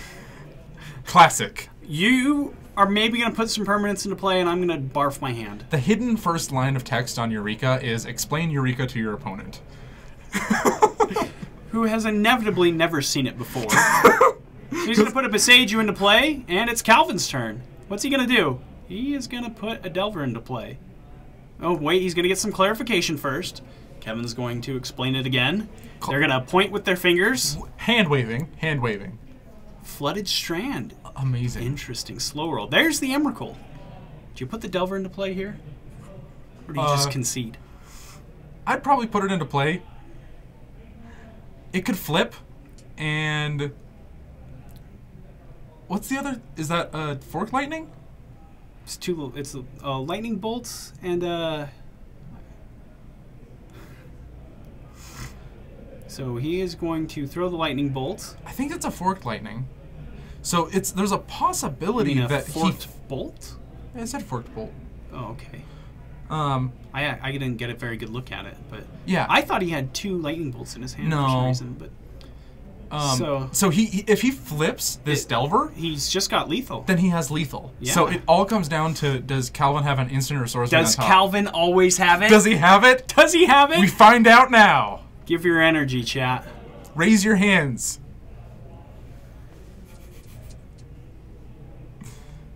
I guess. Yeah, I think that's totally fine. You know, you're either hitting it or you're not. I don't know how relevant thinning the 1 extra land out of your deck is for the flip it is in this scenario. It's a little bit relevant. But being able to scry a relevant... Well, Calvin always has it, so it he doesn't always matter. has it. I knew it. Yeah, exactly, Nathonian. So that if he doesn't flip the Delver, he has a better draw at something that's, you know, can interact with his opponent. And Calvin just had it. You're right, it was the forked bolt. By the skin of his teeth. That was so close. Yeah, wow. Very, very close.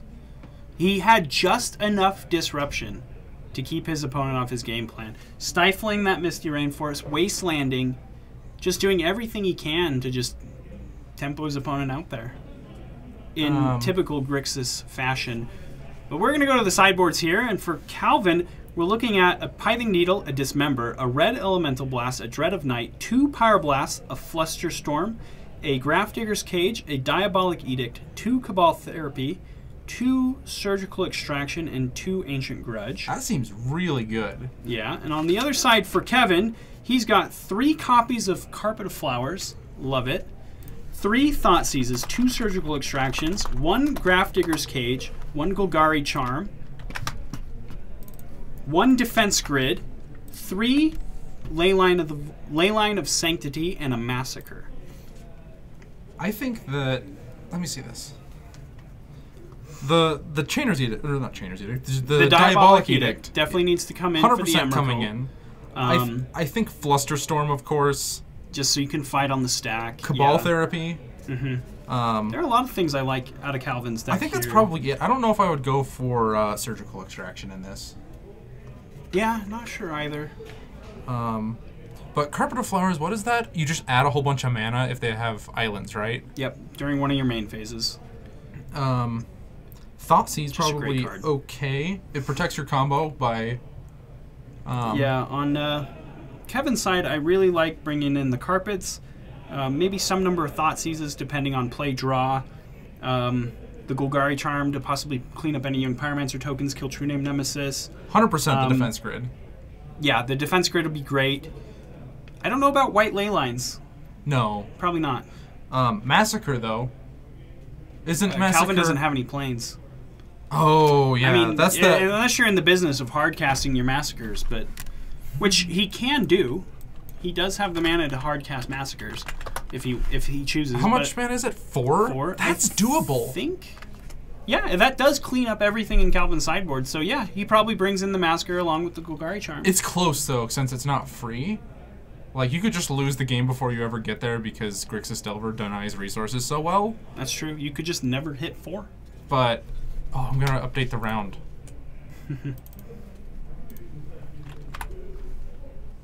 Persian carpets or Navajo carpets.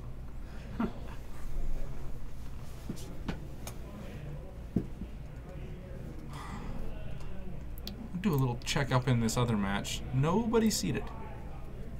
Yeah. Seat 2 just decided not to sit down, so we're gonna have to go find somebody.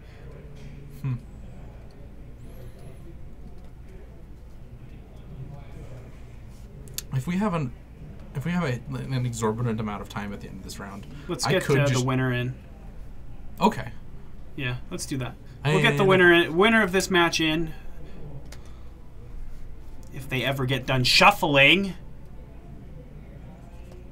Nothing wrong with that. Get it nice and randomized. Gotta shuffle good. or else you'll draw too many lands, get mana screwed. You always, that's one of the pitfalls that I have. I don't shuffle well enough, so I don't get good draws, because that's a thing. Someone told me that was a thing. I think I did once, and you yelled at me, and you're like, I shuffle fine! And I think my answer was, that's not a thing. It's random. There's no good shuffling, there's no bad shuffling, there's just shuffling. I think there's ways to get it a little bit more random, but...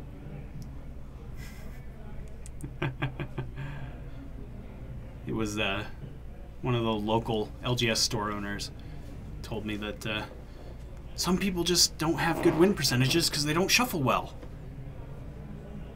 I said, okay, if you say so. I don't believe in superstition. It depends. Snow-covered island for Kevin. Are the snow-covered lands relevant? His forest was snow-covered. I don't know. No. I don't know if they're relevant. I can't think of a single snow-covered reason. If there is, chat can tell us, or he's just going for style points. Some people just play them because they're like their favorite. Yeah, they just like them. This is like the Easter Island head snow one. Yeah, I really so it's like this pretty one. Cool. Yeah. I like the APAC basic lands myself. That's not the one. That's the one. But so it looks like Kevin went for a Brainstorm, which was Pyroblasted by Calvin. He's going to sacrifice a Misty Rainforest, though, and go searching. Yeah, they're pretty cool. And everyone knows that the Another Easter Island island. heads actually have bodies underneath them. It's just sunk into the ground, right? I'm sure not everybody knows that. I'm just letting everyone know now because Okay. I think that's a fun fact of the day. Good information to know. Especially going into a Legacy event. You never know when you need to know about the anatomy of the statues on Easter Island. All right, so another basic land for Kevin is the fetch. Everyone on the stream knows now, at the very least. At least all 14 of the viewers know. Into the North is filthy. So does this deck typically have Into the North? I don't know. I'm not super familiar with Eureka Tell. That's why I asked. That's just you search your library for a It's snow a ramp land? spell. You ramp into your thing, right? City of Traders is the play, and it's going to be a show and tell, which is going to be met by another Pyroblast. See if there's anything that can be said to that. A Swan Song is going to say no, and Dazed. Swan Song is going to get dazed. Wow. Calvin always has it, does he not? More often than not so far today. Started off a little rough there by not flipping his Delver on turn 1, but has made up for it in spades. Misty Rainforest is the play for Calvin, and a pass of the turn. Take an untap for Kevin, and Lotus Petal is the draw. What's that card on the far left? That's a gorgeous daze. I can't tell if he's just trolling me, because he knows how much I hate these lands. But I did say the artwork on the daze is actually really cool. The days, yeah, that is the best looking one for sure. If the border wasn't such just a puke fest. If people aren't tuning in to hear us complain about the new invocations, well, What are they tuning in for? yeah, that's all of our repeat viewers, isn't it? Just, yes, Yeah, they're talking about the invocations artwork again. is absolutely amazing. Yeah, I've seen a playmat with it on it. Have you seen that? Yeah, Oh yeah. yeah, I've seen that playmat. I was at Grand Prix Las Vegas where they were giving those out. I didn't get one. Strand for Calvin, and he's reaching for some mana. The play will be a Delver of Secrets. And a pass of the turn.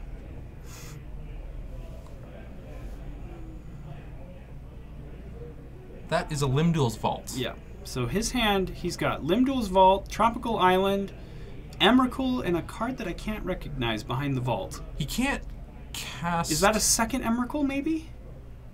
He can't even cast the Limdul's Vault No, because he has... He would have to sacrifice his Lotus Petal to do it. Yeah, and he's going to need that if he ever wants to be able to play Eureka? Eureka.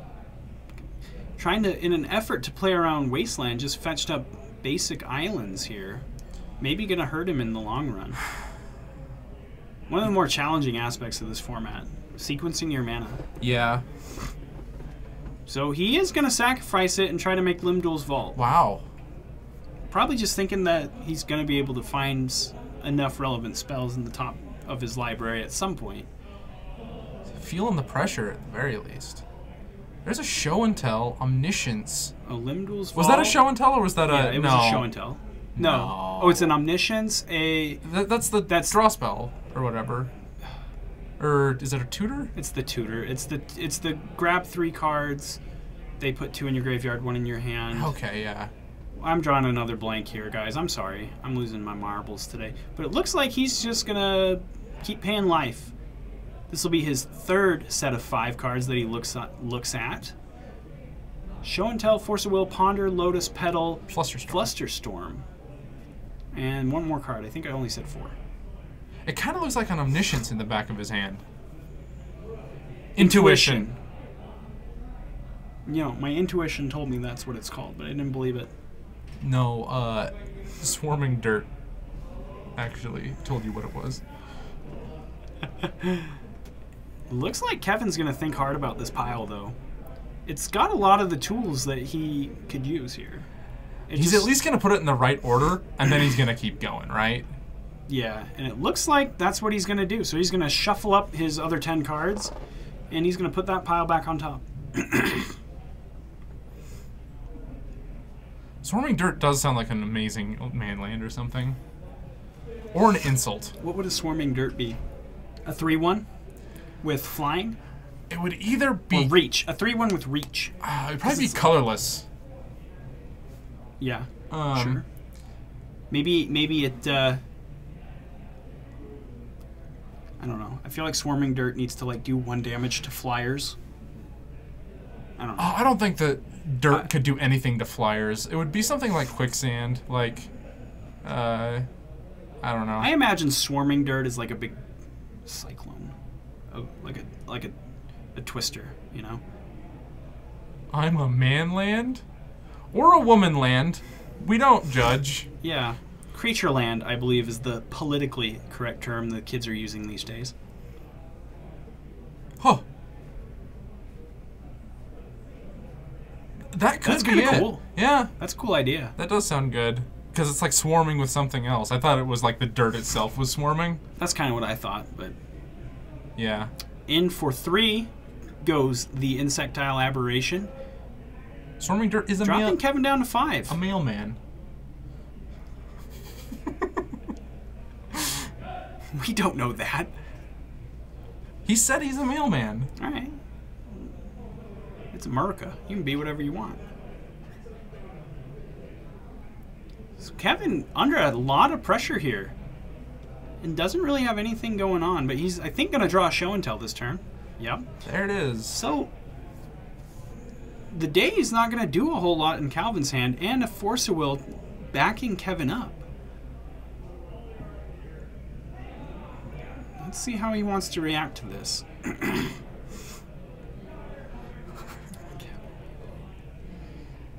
Looks like he's just going to float blue mana and cast a Daze. Kevin is going to pay for it, which makes me think Calvin's got something else up his sleeve. Maybe just wanted to get him tapped out? He has an Edict. Ah, that's a good one. So here comes the Omniscience, which means Kevin is going to get the 2nd trigger off at Emrakul. Unfortunately, I think this Edict's going to get met with a Force of Will. No, because Tropical Island is the other card in Kevin's hand. So this Edict is going to kill that Emrakul. Kevin will get his extra turn, but without a 15-15. The Force of Will is free. Ah! Omniscience! Onboard effects get us every time. Let's see if Kevin sees it. Don't pick up your Emrakul, dude. Wow! He did not see it.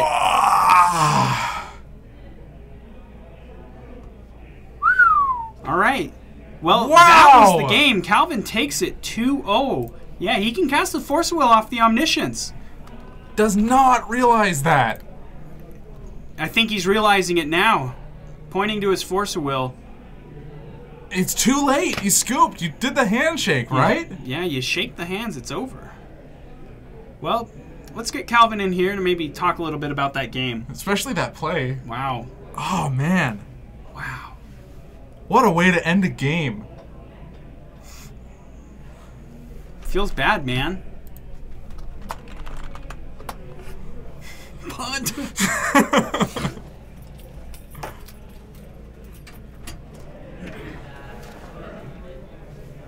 Oh, man.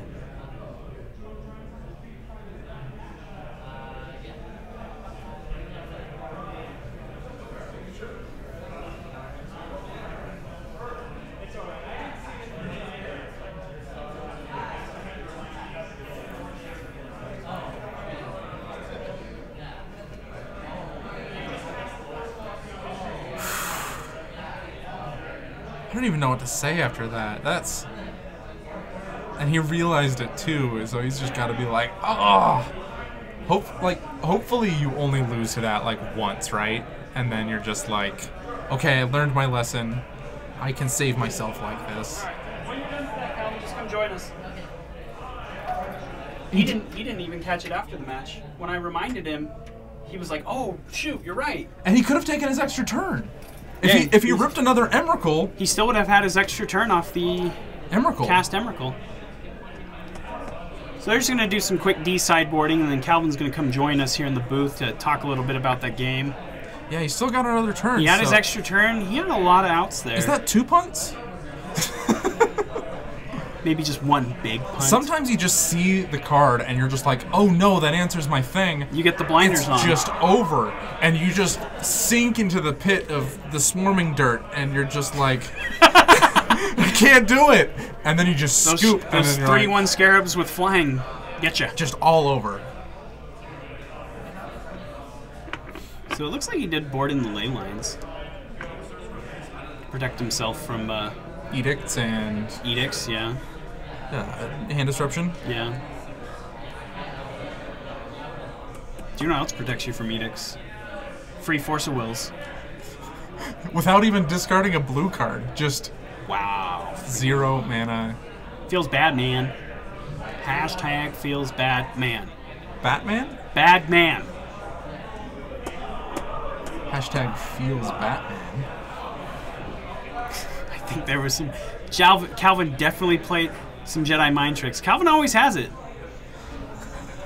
Even when his opponent has the answer, does not matter.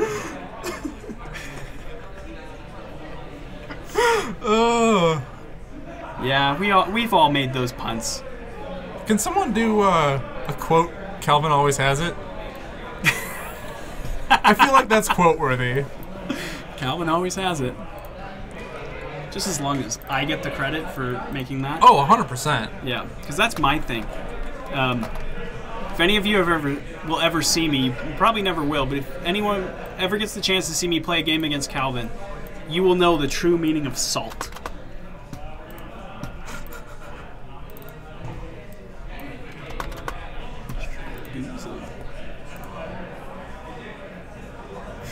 Omniscience does other stuff than casting Aeon's Torn. Who knew?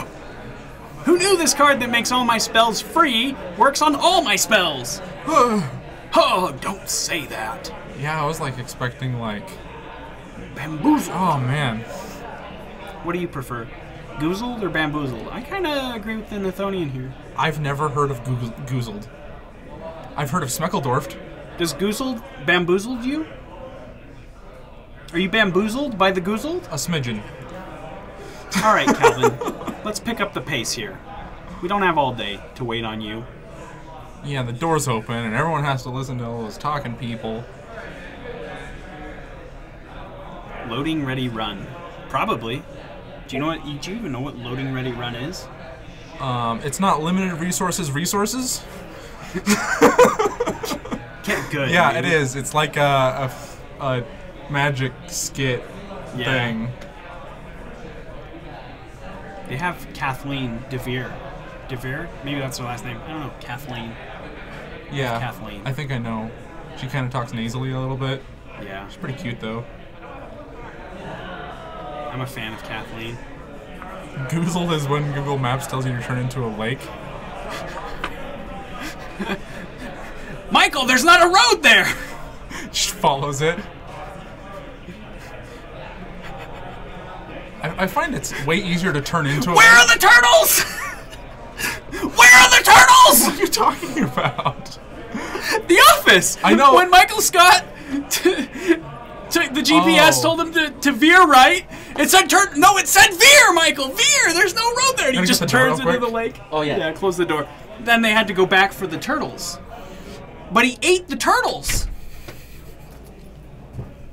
All right, you have a seat right there. I'll try to scoot over. Oh, man. Sure, So you know there's like a saying now on the stream of Calvin always has it, right? Yeah, I know. I know. I started Always. that.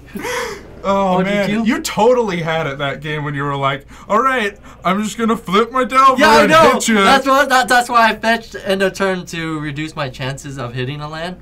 Oh, that was your reason then. Yeah. That's what we thought. It was also kind of discussed on the stream that your chances don't lower enough that maybe keeping that fetch land just to scry away a non-bolt card, if you're not going to flip the Delver anyway, could have also been a relevant line. Yeah, but I was thinking my only way out was the Delver flipping. And I had this fork bowl. I'm like, what does this card do in my hand? And then I'm like, oh, it is relevant. The last 2 damage. Lethal with a flip Delver or a lightning bolt. I'm going to... Have you ever used... What was kind of going through your mind on that first turn when you catched Gitaxian Probe and saw Eureka and Limdul's Vault? Oh my gosh. I asked him and I was like, what is this? Because I never seen those cards. I looked, I'm like, Eureka, you can keep looking at the top 5 and rearrange them, right? Limdul's Vault, yeah. Yeah. At the cost of 1 life. And then I looked at the other one, and then he had to explain to me after telling me what they do. So, and then he puts in an Emrakul. I'm like, oh crap, it's one of those decks. So, I just got lucky though, off of the Delver flip. Calvin always has it. No, I don't have it. Yeah, I just kind of plugged some rough numbers into a hypergeometric calculator, if you know what that is. It just calculates probability. So fetching there went from, like, if you had like 20 cards left in your library and like about 20 were instants and sorceries, fetching there makes it so you have, well, so say you have like a 50% chance, you have a 51.5% chance after you fetch. Yeah. Give So- yourself a 1.5%. A 1.5% is not negligible, and he can still hit all of those instants and sorceries. So it might even be higher than that. So giving yourself like an extra 3% chance maybe to just win the game, I think that's... Yeah, it's still a chance, you know. But the question then comes back to what are the chances of him being able to fetch away a non-bolt and then hit a bolt? Probably less than hitting a non-land, right? Or an instant or a sorcery, So like right? seeing the card Because for Delver? Seeing the card for Delver, you definitely have a higher probability by fetching the land out than you probably do of hitting specifically one of the 3 lightning bolts remaining in your deck. That turn was a deciding point because, like, even if I leave it unfetched and I brainstorm, what he was at 6, was it? 5. 5. So I guess, but either way, you brainstorm, and then if you can find it, you find it, right? Yeah.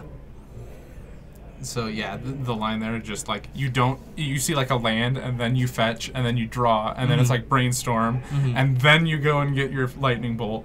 I kind of like just getting the land. Yeah, that's what I was thinking. But yeah, that last game, he would have won it. Like, I thought about it, and like... It's our faces.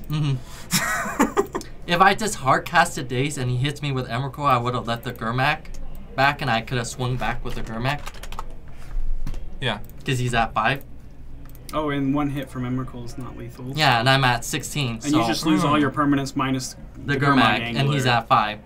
Oh, I didn't see that even. Yeah. I just thought about it Calvin, just now. Calvin kind of had it covered in a lot of ways. No, that game. I returned it to my hand. The Gurmag Angler? No, the tropical back to my hand. So I had 6 permanents. Oh, you mean if you'd hard cast the days Yeah. and not... Yep. Yeah, so that was a little bit of a misstep. Mm-hmm. But probably not as big as the misstep of missing your free Force of Will for the Diabolic. Yeah. He didn't even take his extra turn. I think you got him. No, I said in response to the floating the blue for the days, I went to edict it using the blue. Because I floated the blue and dazed it. Days. The show and tell, so he... Right, so he had to pay the 1 mana, so he tapped out. Yeah. So... Because he put on top a Flusterstorm, but it didn't matter because he's going to take the turn. Oh, you stifled it? No, he dazed. Yeah, so he had to use that That's what he that was one talking blue. about, where he floated a blue, returned the trop to his hand, dazed. He had to tap completely out, so then Calvin could try to sneak the Diabolic Edict in, which in hindsight didn't really matter because the Omniscience was in play. But doesn't Emrakul entering the battlefield just... Yeah, it still gives him the extra turn. Yeah. Yeah, but before that... But there's no... Calvin's line is that he's getting rid of any chance outside of a Force of Will that he can respond. But in hindsight, the Omniscience made it not really matter because all those spells were free anyway. Yeah. Because if he would have realized if your opponent misses that, yeah. then it doesn't matter either way, right? Okay, so... So if he realized that, I would have lost the game. Yeah. Because there's no way I could deal with a... Are you saying he doesn't get an extra turn? No, he does. Oh, yeah, that's what I was saying. No, it was just we're Flusterstorm. not even talking about the extra turn. Yeah. Oh, I was, and you guys were like, no, and I was like... No, but before he uses his extra turn, I want to edict him. Oh, yeah, of course, yeah, for sure. Yeah. Before the extra draw or whatever. Because he showed me what was on top, which was a Flusterstorm, but it didn't matter. Yeah. Because of Omniscience. Yeah. I mean, I guess I could have... No. Yeah, he would have got it. If he forced it, I would have lost the game. Yeah, no doubt. Oh, man. And you just had him lethal. It was just lethal on the crackback, right? It wasn't like attack and then another one? If he swung, yeah, I would have lost all my permanents and we would just go to game 3. Oh, man. I did that earlier this week of just like punting, like you have the win, and just like I had Galvanic Blast in my hand and let him resolve a kill spell on one of my creatures. Lost Metalcraft, try to bolt him, only bolts him for 2, and I go, oh, scoop. Just those little things count, right? Yeah. Like I forgot about the Annihilator trigger. Like, oh, I could have swung back at him when he swung back at me. Yeah, Draper is south, kind of south Salt Lake. Top the pops. Okay, then. Well, definitely kind of a fun, exciting game to watch. But thank you for joining us here, Calvin. We'll let you get back and enjoy your time before the next round starts. Yeah, thank you guys. Yeah. Oh, he had. Yep. Remember, everyone, Calvin always has it. No, I do not have it. He does. He had 2 Pyroblasts, one right after another. I'm like, oh, this one is awesome. Days, Pyroblast. All right, see ya. Do you know how much time is left in the round? There are probably about 10 minutes left, so we need to figure something out. Okay. I could go challenge someone to a game of Legacy that's standing around. All right, let's do that. You guys want to see Sean play some Mud? I'm gonna go to the bathroom real quick.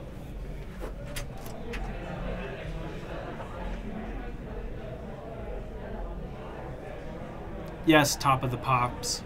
Yes. I got a little more specific than I guess you wanted.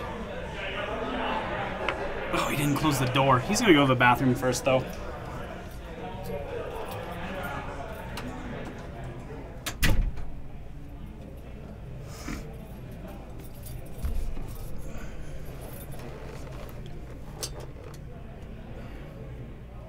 Alright, so now you guys get to just look at my pretty face.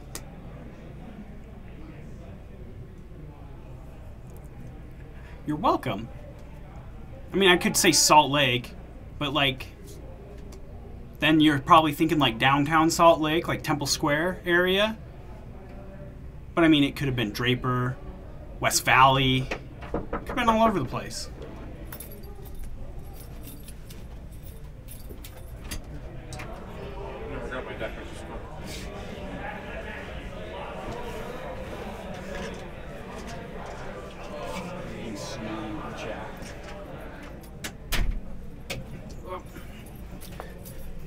Sean forgot his deck. I need to figure out how to find what table he's on. There we are. All right.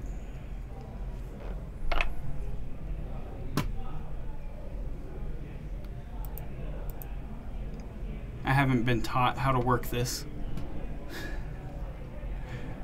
All right, I'm not gonna update anything. Sean is playing with somebody.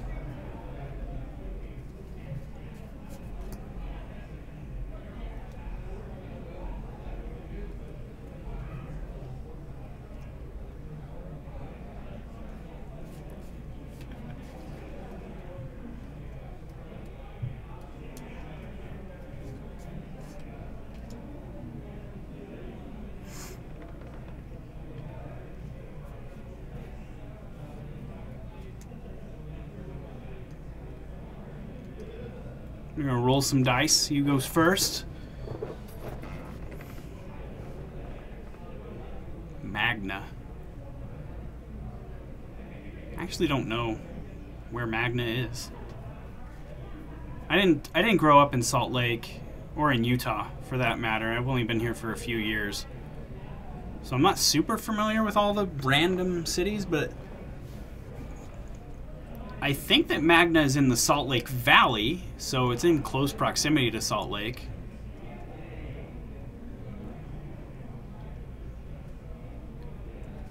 So, looks like we've got elves versus mud.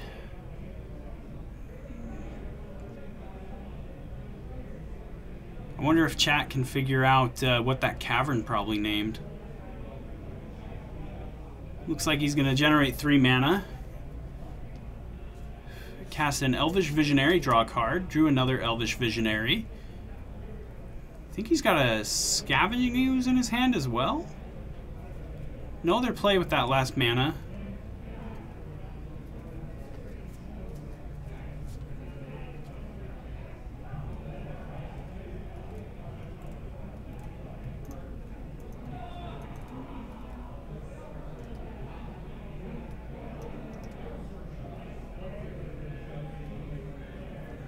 Be another tap Cloud Post, letting his first Cloud Post generate an additional mana, and it'll be a Chalice of the Void for 1. Pretty strong against the Elf deck. So that is a Scavenging Ooze in his hand among an Elvish Visionary and others, and he's going to cast the Elvish Visionary. Draw a card. Craterhoof Behemoth is the draw. I think he's got 2 more lands. Or I guess a creature land. What's the origins of Clark?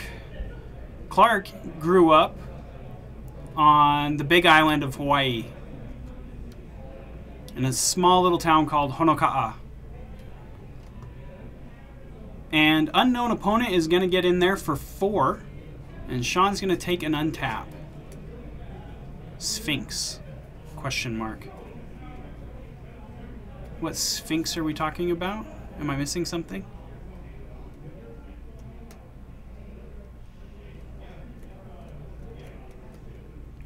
Sean got access to 4 mana here. See what he's going to do. Grim Monolith. Give him access to 5 mana. Sphinx. And it's going to be a Kodaltha Forge Master. Maybe? No? Or is he thinking about Batterskull? Batterskull probably good here against an army of 1/1s. Or I guess an army of 1/1s and a 1/2 in the Deathrite Shaman. But leaning towards the Kodaltha, maybe? I kind of agree with that, Nathonian. I kind of like the Batterskull as well. And that's ultimately what Sean does go with. Going to create a Germ token. It's going to get suited up into the Batterskull.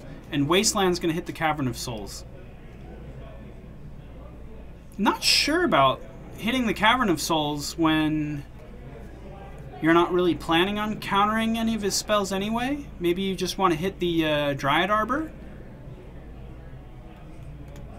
Oh, ha! I get it, because I asked if chat could guess what the cavern was naming, and he said Sphinx. That was actually a good guess. That was a good guess. I think he might have named elves, though. Yeah, I think I would have also shot the Dryad Arbor. Try to make a top-decked Gaia's Cradle a little less brutal, especially when you're not trying to counter the elf player's spells anyway, and he already has green mana, so it's not like the Cavern of Souls is fixing his mana there.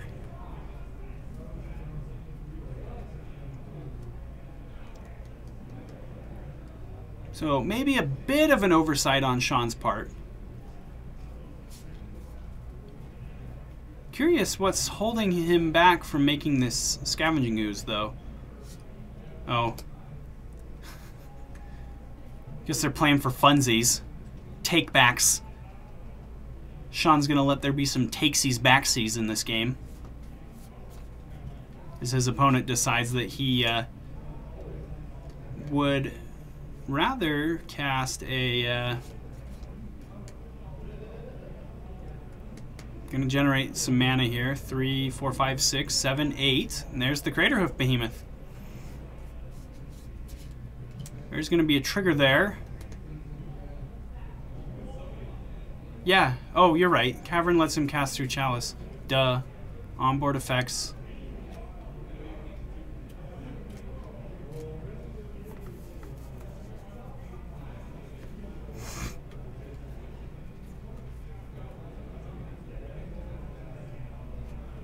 And this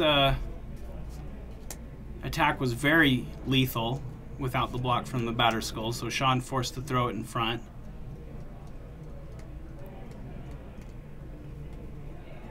Glimmer Void gonna gain him 3 more life though, and add 3 mana. Gonna boost the Glimmer Posts in play. Give Sean access to 7 mana here.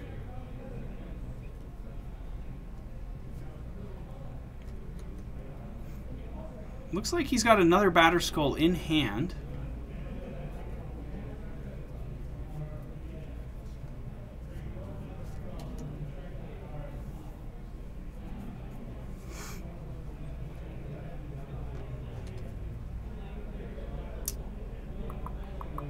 Sean's gonna cast the Batterskull, got 1 mana floating,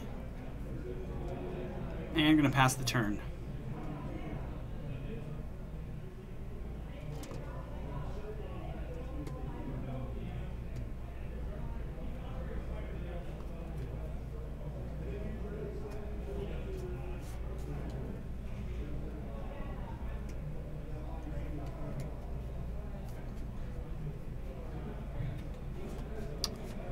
And it looks like the elf player lining up an attack with just the Craterhoof Behemoth. Sean gonna take it down to 2.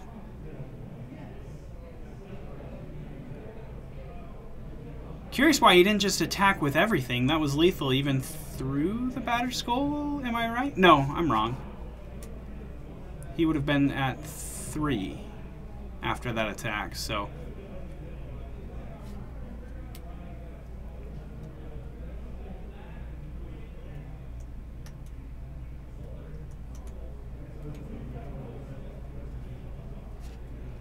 City of Traders is the land. 5 mana. That doesn't work. You can't put a germ into a Batterskull into a Batterskull. That doesn't work.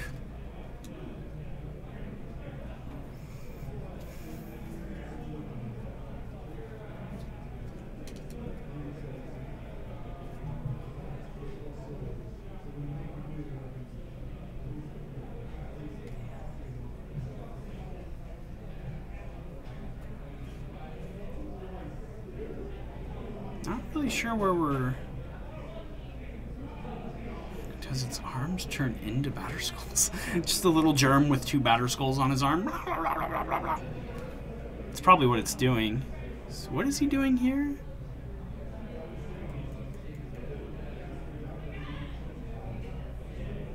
Oh, Sean attacked.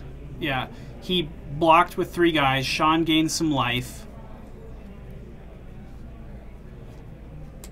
Staff of Domination, the play.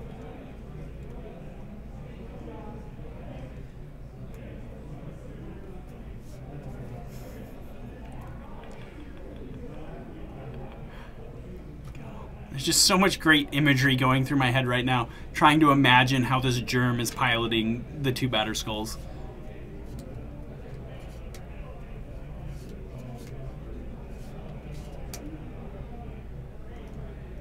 Not sure if there's any attacks here. The batter skull's just going to eat your Craterhoof Behemoth and gain 4 life if you attack here, or gain 5 life if you're not going to go in with the Deathrite Shaman, but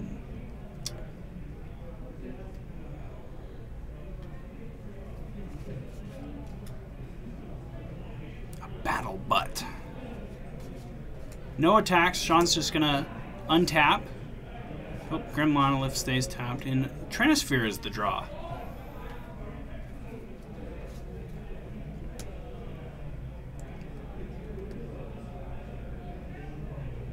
Going to attack with the Batter Skull for 8.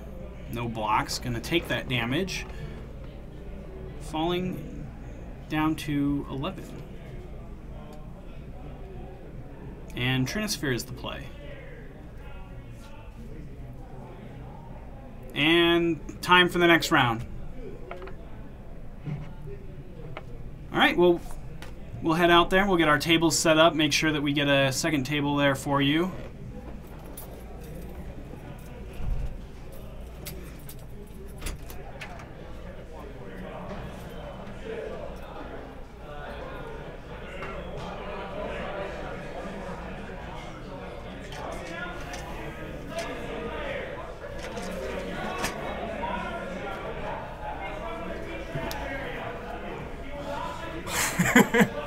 How'd you like that? Yeah, the Cavern, I killed the Cavern because I didn't want to let him play any more 1-drops, and then just hoped Batterskull would get me back into it. I had a Cool Death of Forge Master that I was hoping to get like a Metal Worker with or something, and then if you go Metal Worker with Staff of Domination, and then you can draw, if you can get 3 artifacts in your hand with those 2 cards in play, you just go infinite and win. And so that was my plan, other than just like beat him with Batterskull every turn, and just attrition that way. But yeah, I love Mud. It is like my favorite deck.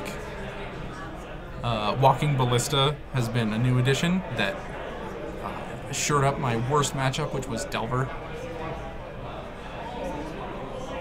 And this is going to be Calvin against Elves.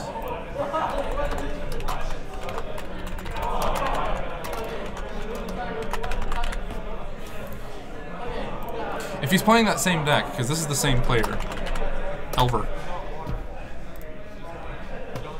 Did not catch his name. I'm terrible with names. But yeah, I was a little bit surprised when he just tapped his mana for the Elvish Visionary, because I was like, he has to have another 1-drop in his hand, and I guess he just didn't. Otherwise, he just would have used it that way.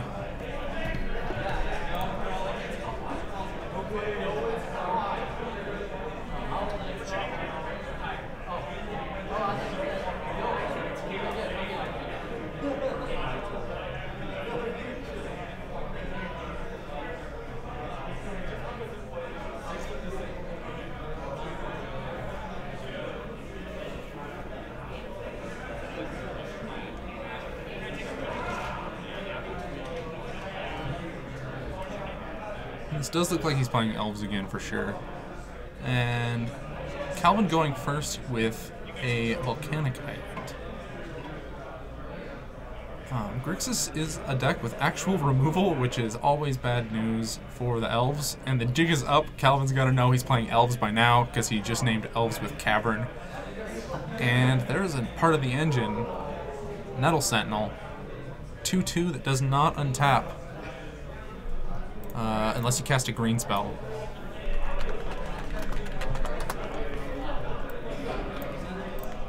One of the more expensive commons, I feel like. Maybe not the most expensive ever, but paying about $3 for a common.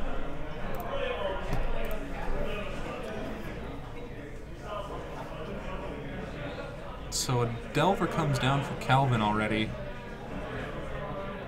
A clock that elves can race pretty easily. He's already beaten him down for 2.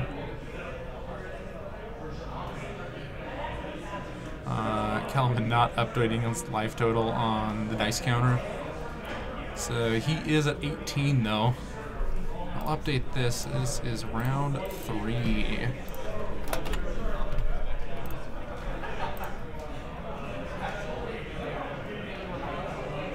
So Glimpse of Nature meeting a Daze. Do you catch the Elves player's name? Nope. I didn't know what his name was. So... I was talking to him and I was like, I'll recognize you by your deck in your hands. Go to table 1. This is table 2. I don't want to watch Calvin again. What? But Elves! But I just wrote down table 1's stuff. So we've got Kyre on Punishing Jund. Okay, I'm sure this... And we've got... Is it I-E-R? K-Y-I-E-R. Yep. And on the other side of the table, we've got Davis playing 4-color Shardless Agent deck. 4-color. It's just a Cascade deck. He's got Shardless Agents. He's got Bloodbraid Elf. What was his name? Davis. Davis. So yeah, Bloodbraid Elf. It's essentially just a Shardless Sultai deck, and he's just got a bit of a red splash in there for some sideboard cards and Bloodbraid Elves. Didn't get a good look at the whole deck, so maybe he's got Punishing Fires and the Groves as well. So a mirror match for the Punishing Fire, maybe. Possibly, yeah. Liliana in his hand. Unable to cast it? I don't see a second red or second black. Well, he's got a fetch land in hand, I believe. Does he? In the form of that Expedition. Or I could just be wrong. But that definitely looks like an Expedition in his hand. Not sure I what kind it of is, see what you're talking about now. But I'm assuming it's a fetch land. I'm assuming that if you've got an Expedition, it's not a shock land. Are there like wastelands and stuff? Yeah, okay, sure. Yeah, Wasteland. It's most likely not. Yeah, I'm really hoping that Kyre has enough class to not play an Expedition Wasteland and a Tempest Wasteland in the same deck. Yeah. That seems kind of insulting. If not, I'm sure chat will give him enough trouble. But he's going to brainstorm here in response to this Thoughtseize. So he sees his own Lily and a Force of Will. Just gonna tuck Lily and another card. You see what the other card was that he's tucking? I didn't catch it.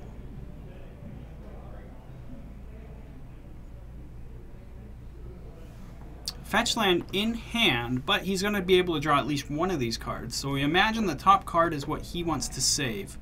He's got Abrupt Decay and Liliana the Veil. Probably two pretty relevant cards in the matchup, right? Probably very interested in saving both, possibly, if he can. Or are you just more interested in untapping and getting the Liliana onto the board? I think Liliana is like the most important thing right now. Okay, so gonna look at 5 lands, a Force of Will, and a Bloodbraid Elf. Force of Will looks really bad with Bloodbraid Elf. Yeah, it does. Well, it can't hit it off the Cascade or anything, but you can't cast it. You also just you also just can't pitch anything to it. Yeah. And a lot of non-blue cards in the deck for Force of Will. we know the top two aren't either. Yeah. Knowing that, what was the other card you took? Abrupt Decay? Abrupt Decay was the other hide. So now he can't fetch without losing his Abrupt Decay, which doesn't feel too bad now that he has a Force of Will in hand. Yeah. I think that fetch in play on Kyre's side is a Fetid Heath, the white black one. Yep. I think that looks about the same artwork to me.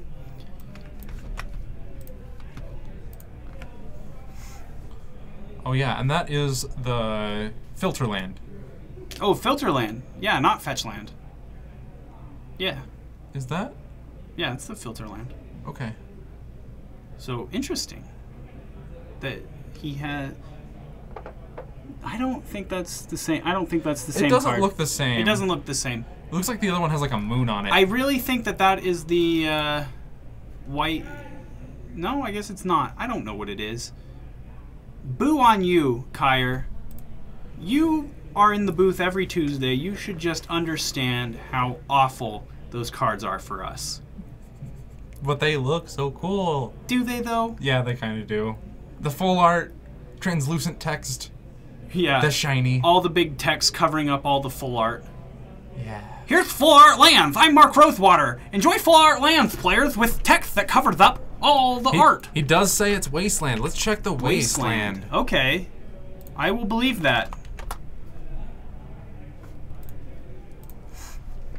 I'm going to try to find the artwork. I will believe that it's Wasteland. That does. Yep, that's definitely a Wasteland.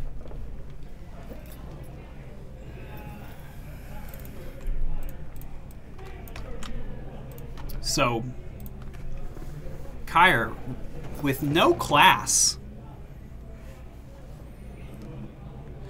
He must For be. shame. He must be trying to get a full set of the expedition, and he's just working his way into it. Yeah, I'm gonna make as many excuses as I can for him because he was fun to stream with. Kyre's a good guy. I'm probably giving him way too much grief, way more than he deserves. But I mean, playing expeditions in your deck in lieu of just good old Tempest Wastelands. I can't get behind that. I hope he's playing Rancor at least. In his main deck? Yeah. Am I missing something? Yeah. Is that good? In Punishing Jund? Abrupt Decay for Liliana. Someone in chat made him. Oh, that's right. I remember this. Yeah. And he won like every time he played Rancor. Man, I just need 2 more damage. Rancor, got there. Well, it was just like Goyf. Give it trample. Kyre always has it. With the Rancor. Yeah, right now it would be terrible since he has no creatures, but... So David's gonna fetch up another Bayou. Or the first Bayou. Hymn to Turok is the play. Or no, another Bayou. His graveyard's there covered by the glare. Gonna lose some cards here.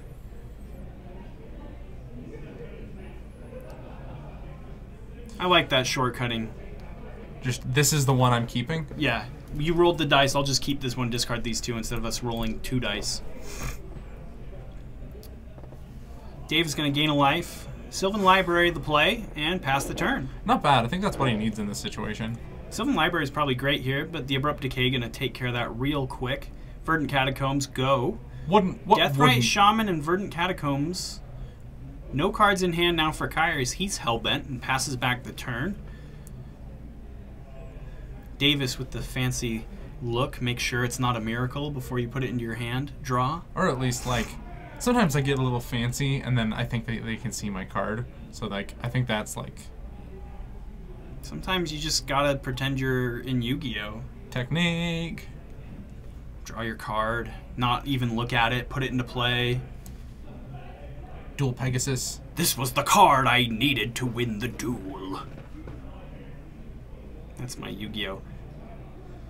Who? Liliana the Veil. I think that's the RPT key version, because that foiling's prettier than the Modern Masters foils. zoom, and enhance. Yep. Let's see if he can keep hitting Not action. much going on for Davis. He had a great start, but it is just kind of sputtered out while Kyer just keeps drawing gas. Gas in the tank for Kyer. Whatever this is, he's just going to jam it, right? And then activate Lily. I bet it's like Tarmogoyf. Ooh! No. Ooh. Grim Flare or Grim something? Flare. That's a nice one. I'm going to assume with that many cards that Kyer has Delirium. And he's going to set... Yep, definitely has Delirium. He's going to set the cards that make up the 4. There's a lot of card types Wow, there. yeah. That's like 6. He really has Delirium. You think we'll see an Emrakul, the Promised End? No. He's only 4 mana away from casting it. Leovold for Davis, but with a Lily, that doesn't do anything. Yeah, and this is just a free attack here, too, with that Grimflare being a 4/4. Give him a little more information before he decides how he's going to use this Liliana of the Veil, which I imagine is just going to go down. So Grimflare says he can put any of these cards into his graveyard, right? Yep, and any back on top in any order. So he has the choice of keeping Bloodbraid Elf? Doesn't have the man. Oh, yes, he does. He has the Deathrite Shaman, and then he can cycle into that Lightning Bolt, which is pretty interesting. That is good. It gets the Leovold off. He's going to draw a card, but that doesn't really matter. Pretty nice setup.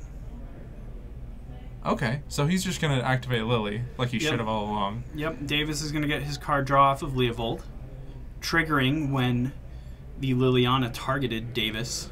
Another Grim Flare. That is strong. Powerful. The favored meter is way on the side of Kyer. The advantage bar. Advantage bar. The advantage bar is definitely in Kyer's favor, you think? So far over there. So far. I think the funniest one was at the Pro Tour. One of the, I think it was Sam Black, was playing a game. He mulliganed to 4. They just put the advantage bar onto the other player. Like, okay. So you're saying the player that mulliganed to 4 is not advantaged here? I would not have figured that out if I was a new player. Hey, if you're going to have the advantage bar. There's the Lightning Bolt play. The arbitrary bar. No, the promotional tour, or Pro Tour as it's called, is for the new players. So the advantage bar is very important, the Nethonian. Very important. I think it's a cool concept. I think Nothing against it. I think it's a little redundant, but they do their best. Sup, Captain _ Ock? QC.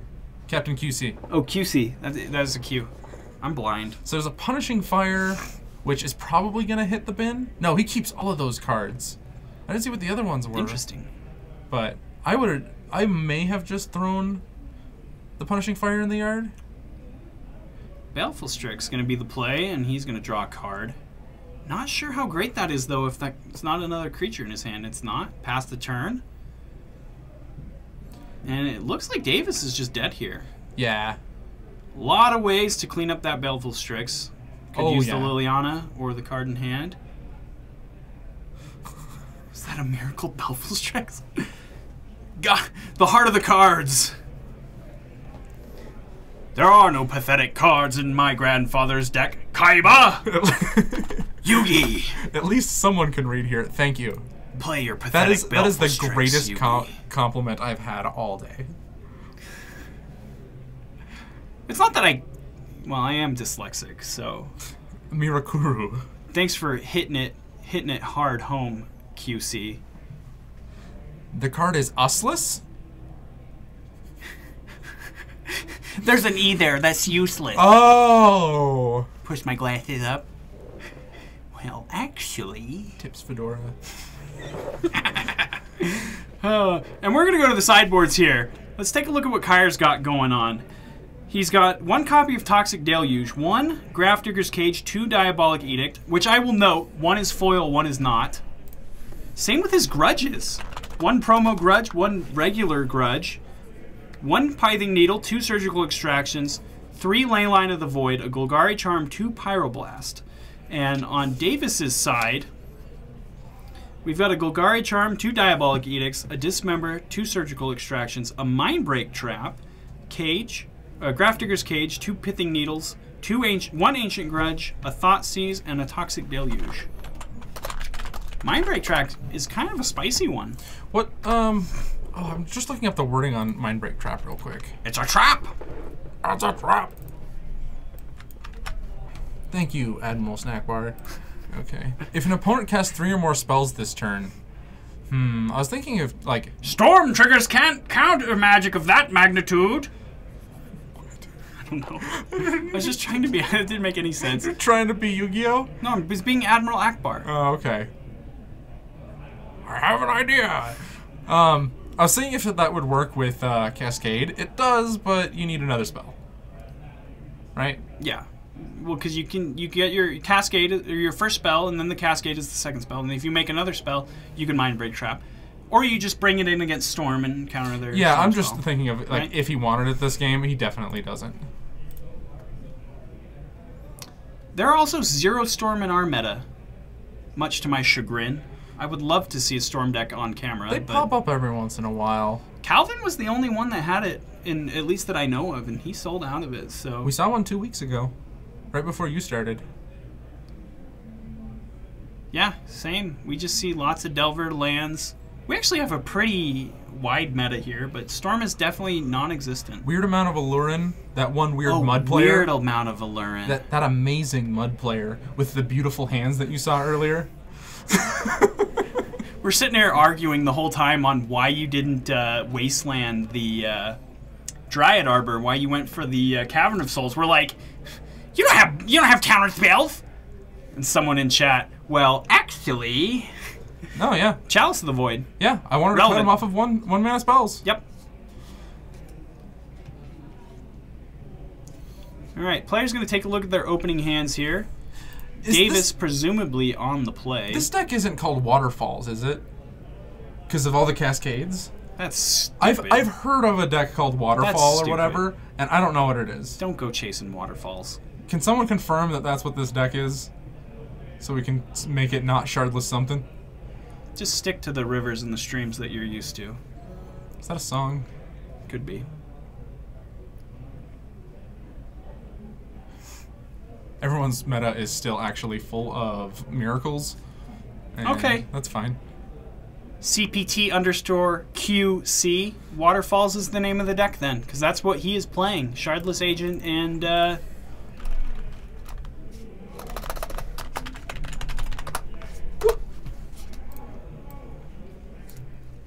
Well, I learned something new every day. I would have always just called it 4-color stuff. Is or it shardless 4-color stuff. Is there an S or not? Not that it matters because they're all arbitrarily chosen names. That deck is stupid on water flow.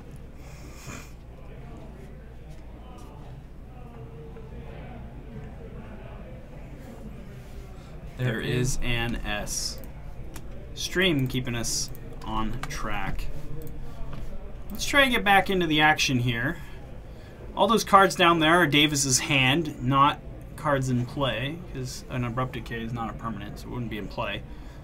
Not a lot going on. I think we're just in the second turn. We're in Davis's second turn. He's reaching for some mana. It's going to be Volcanic Island is the land and pass the turn. Still can't cast that Abrupt Decay. Yeah, well, I mean, with the Deathrite Shaman, he can. Oh, there it is, yeah. So it makes you curious what that face-down card could be. Oh, so he's just going to do it this way. Exile land to Abrupt Decay the Tarmogoyf. Curious why he wants to keep blue or red mana open, though. Didn't quite get a look at what that face-down card is. So he's going to down-tick his Ancestral, and nope, not a miracle. Polluted Delta, land for the turn, and a pass. We could just be seeing someone who used to play Miracles. Bloodbraid Elf, Shardless Ancestral. Yeah, that's the dream, right? Probably. That just has to feel great. As Sylvan Library is the play for Kyre. Gain a life, Will Davis, off of that Grove of the Burn Willows. Oh, I see. Brainstorm. Brainstorm was the card. Okay. That looks like a Kolagon's command. Kolagon's command, Brainstorm, and 2 lands, I believe, were the pickups for Davis. Yeah, Bayou and Wasteland, I believe. So he's going to be able to shuffle 2 of these back if he so chooses, or just 1. Do you want to draw that Wasteland if that is a Wasteland? Maybe it's not a Wasteland. I kind of feel like I like that Wasteland here, so you can take that Grove of the Burn Willows out and just leave Kyre on a single Wasteland. Even the Wasteland. I don't like Wastelanding. I would respect both plays, to be honest. I like taking out the Grove and giving him the option to stay on no lands. He has missed a land drop, hasn't he? Yeah. He did miss his last land drop. So you just put him really back on tempo if he wants to use the Wasteland. The Sylvan Library is going to get him out of that really quick. Sure, so which is why I like cutting off the colored source of mana first. I think just killing the Wasteland so that you protect your own colored sources is really respectable. You're already in a winning position, and you could bet that Kyre needs to play permanents, so he needs to keep that Wasteland for spells. But gonna exile the Thoughtseize, deal 2 damage to Kyre. It's close. Gonna untap, I believe, Brainstorm and a mystery card. Not a miracle. Gonna exile Wasteland, add some mana, and he's gonna go reaching. This looks like a Maelstrom Pulse. Gonna take out that library.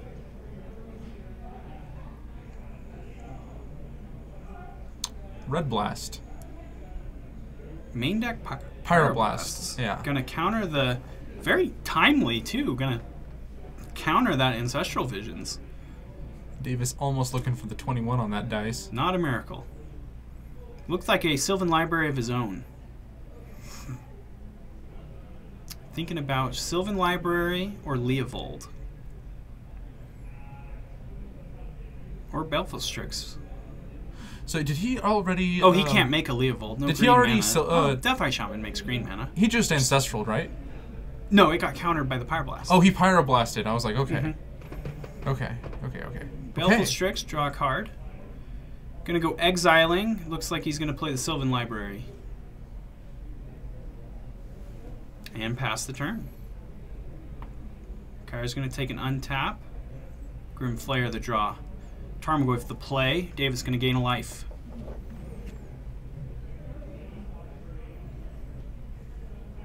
Library's gonna go looking. There's a Wasteland. Wasteland, Misty Rainforest, and I didn't see what that last card is. Looks like a red card to me. Yeah. Who knows? Gonna take some damage there. Drop to 18. That feels good, because Kyre's been buffing up his life this entire game, and he has a Deathrite Shaman. Wasteland on the Grove. There it is. That Grim Flayer in Kyre's hand isn't coming down anytime soon. Not anytime soon, no. There's Reaching Leovold. for some black mana. Exile the Grove. Abrupt Decay the Tarmogoyf. Ooh. Powerful turn.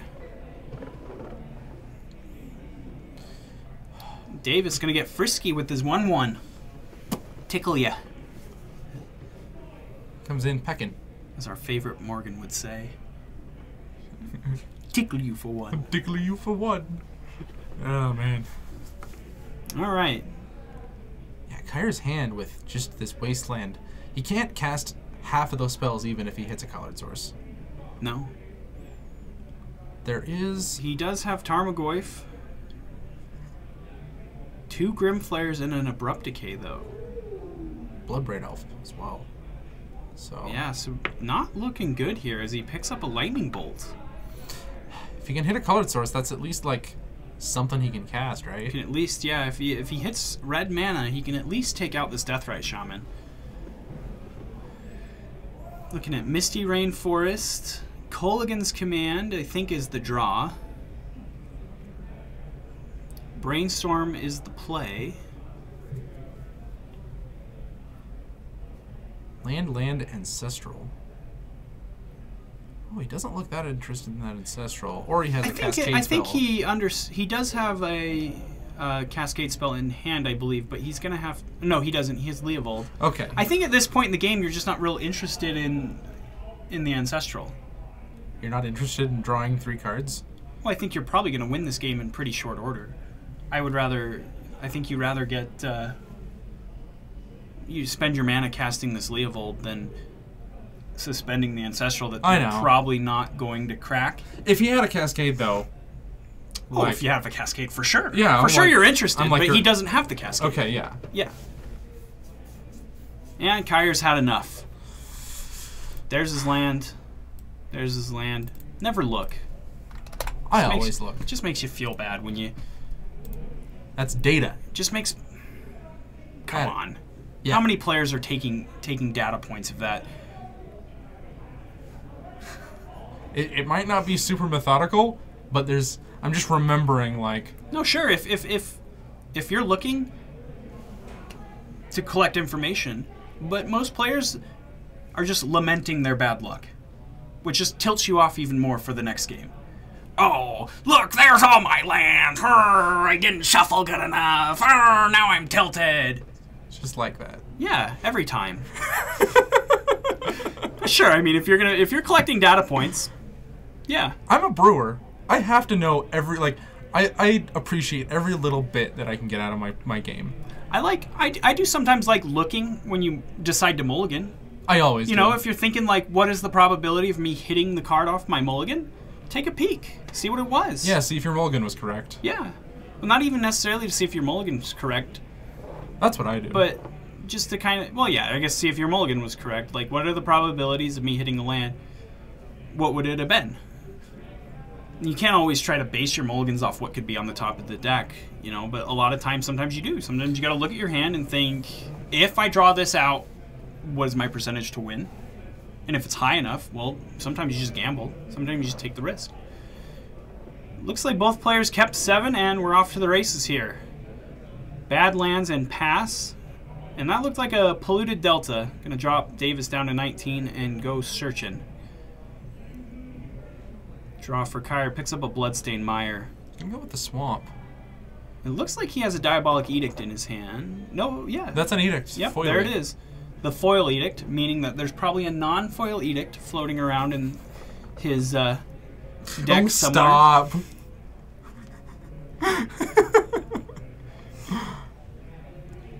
And sacrifice that Badlands, drop him down 1 life. Kyra's hand looks baller. Looks pretty good. He has got his at least 1 more land, a Liliana. That's all you need. Pretty good. Nice basic forest there from Davis. I believe one of the Apex. He could have gone... There was a Hymn to Turok in his hand, and he just fetched, so... Oh, he even had other lands in his hand. Right? I thought I saw a Hymn to Turok. That looks like the 3rd card in. Anyway. In Davis's hand? Yeah, he went with the Sylvan Library instead, which is very respectable. The sooner that thing comes out, the better you are. I kind of like making library, letting Kyre exhaust a few more of his resources. Yeah, and... You know, trading 1 for 1 with you, and then just getting a lot of good value out of that Hymn to Turok. Whereas, right off the bat, you're more likely to probably just hit chaff, lands. But, I don't know. Tarmogoyf is the play for Kyre, and passes the turn back. Davis gonna use his Sylvan Library, look at 3 cards. Leovold, Brainstorm, and did you catch that 3rd one? Looked like black card. Something with a signature on it.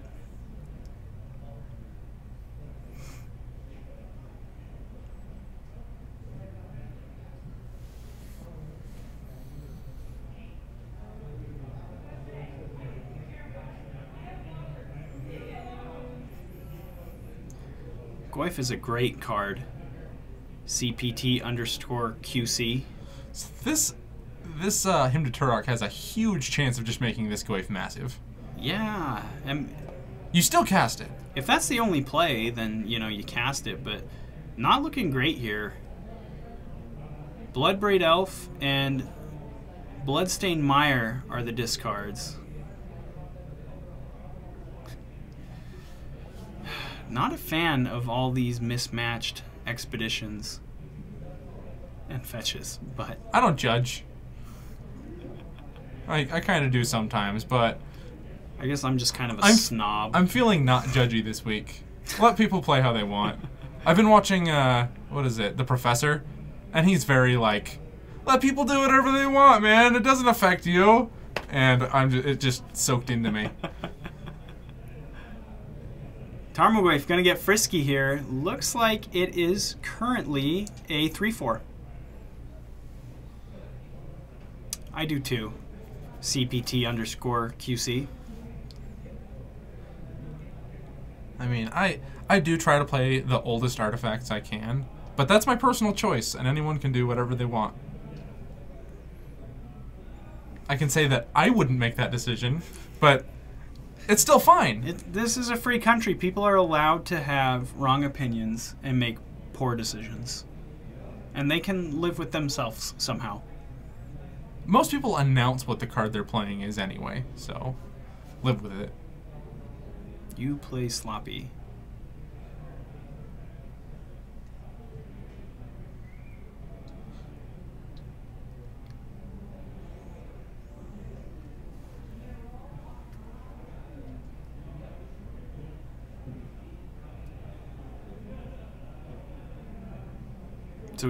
So he just flipped his Delver upside down. Yeah, if they're hiding it, like when people flip their card for Flicker Wisp and they put it upside down, I'm like, no, that stays right side up. You can put it somewhere else.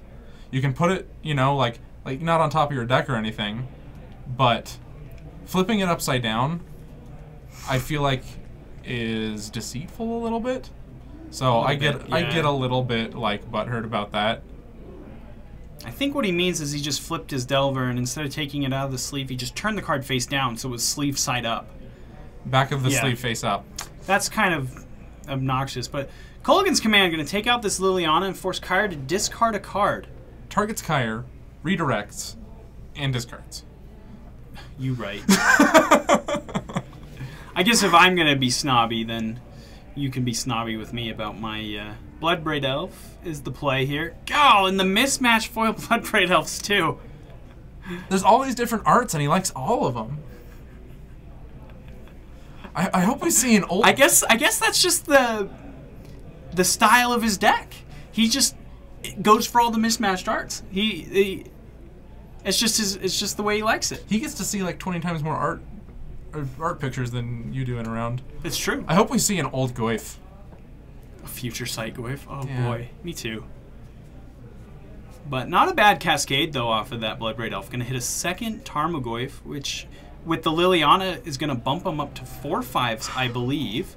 And with Davis just at 7, it looks like this is going to be the match pretty quickly. You'll have to ask him the next time he streams, because I'm curious on why he has so many mismatched. I have to think that it's because he's like upgrading his deck and making it more foily. Shardless Agent going to go cascading. See what he hits. Shardless Agent. Ooh, gets right past a land pocket. Wow, a lot of land. Maelstrom Pulse. And there's a Baleful Strix. Wow. Oh, actually, I'm sorry. Davis is at 1, not 7. Yeah, that's a 1 for sure. 100%. So even this Baleful Strix not going to do it for him. Maybe the card Wasteland also not useful. Needed like a... Oh, I guess a Dismember to kill yourself. And that's the game. Kyre picks it up 2-1. Let's see if there's anything happening on this other table. No, that round wrapped up already. So that looks like it's going to be it for the night. It's only a 3-round tournament, I believe, on Fridays most of the time now. Yep. So thank you for watching. This has been the Paragon City Games stream. We stream every Friday and Tuesday Legacy. Monday is Standard. He can't even cast the Dismember. He can't even go to -3. You can't do that. That's a game rules violation. I wonder if we should get out there and try to correct that. I think he was just faking it. He goes, tap 1. We know. Reveal. Judge! Judge! Yeah, thank you for watching. Yeah, thank you for joining us, guys. Always a pleasure to bring you guys some great Legacy coverage. So, from all the heroes here, thank you for watching.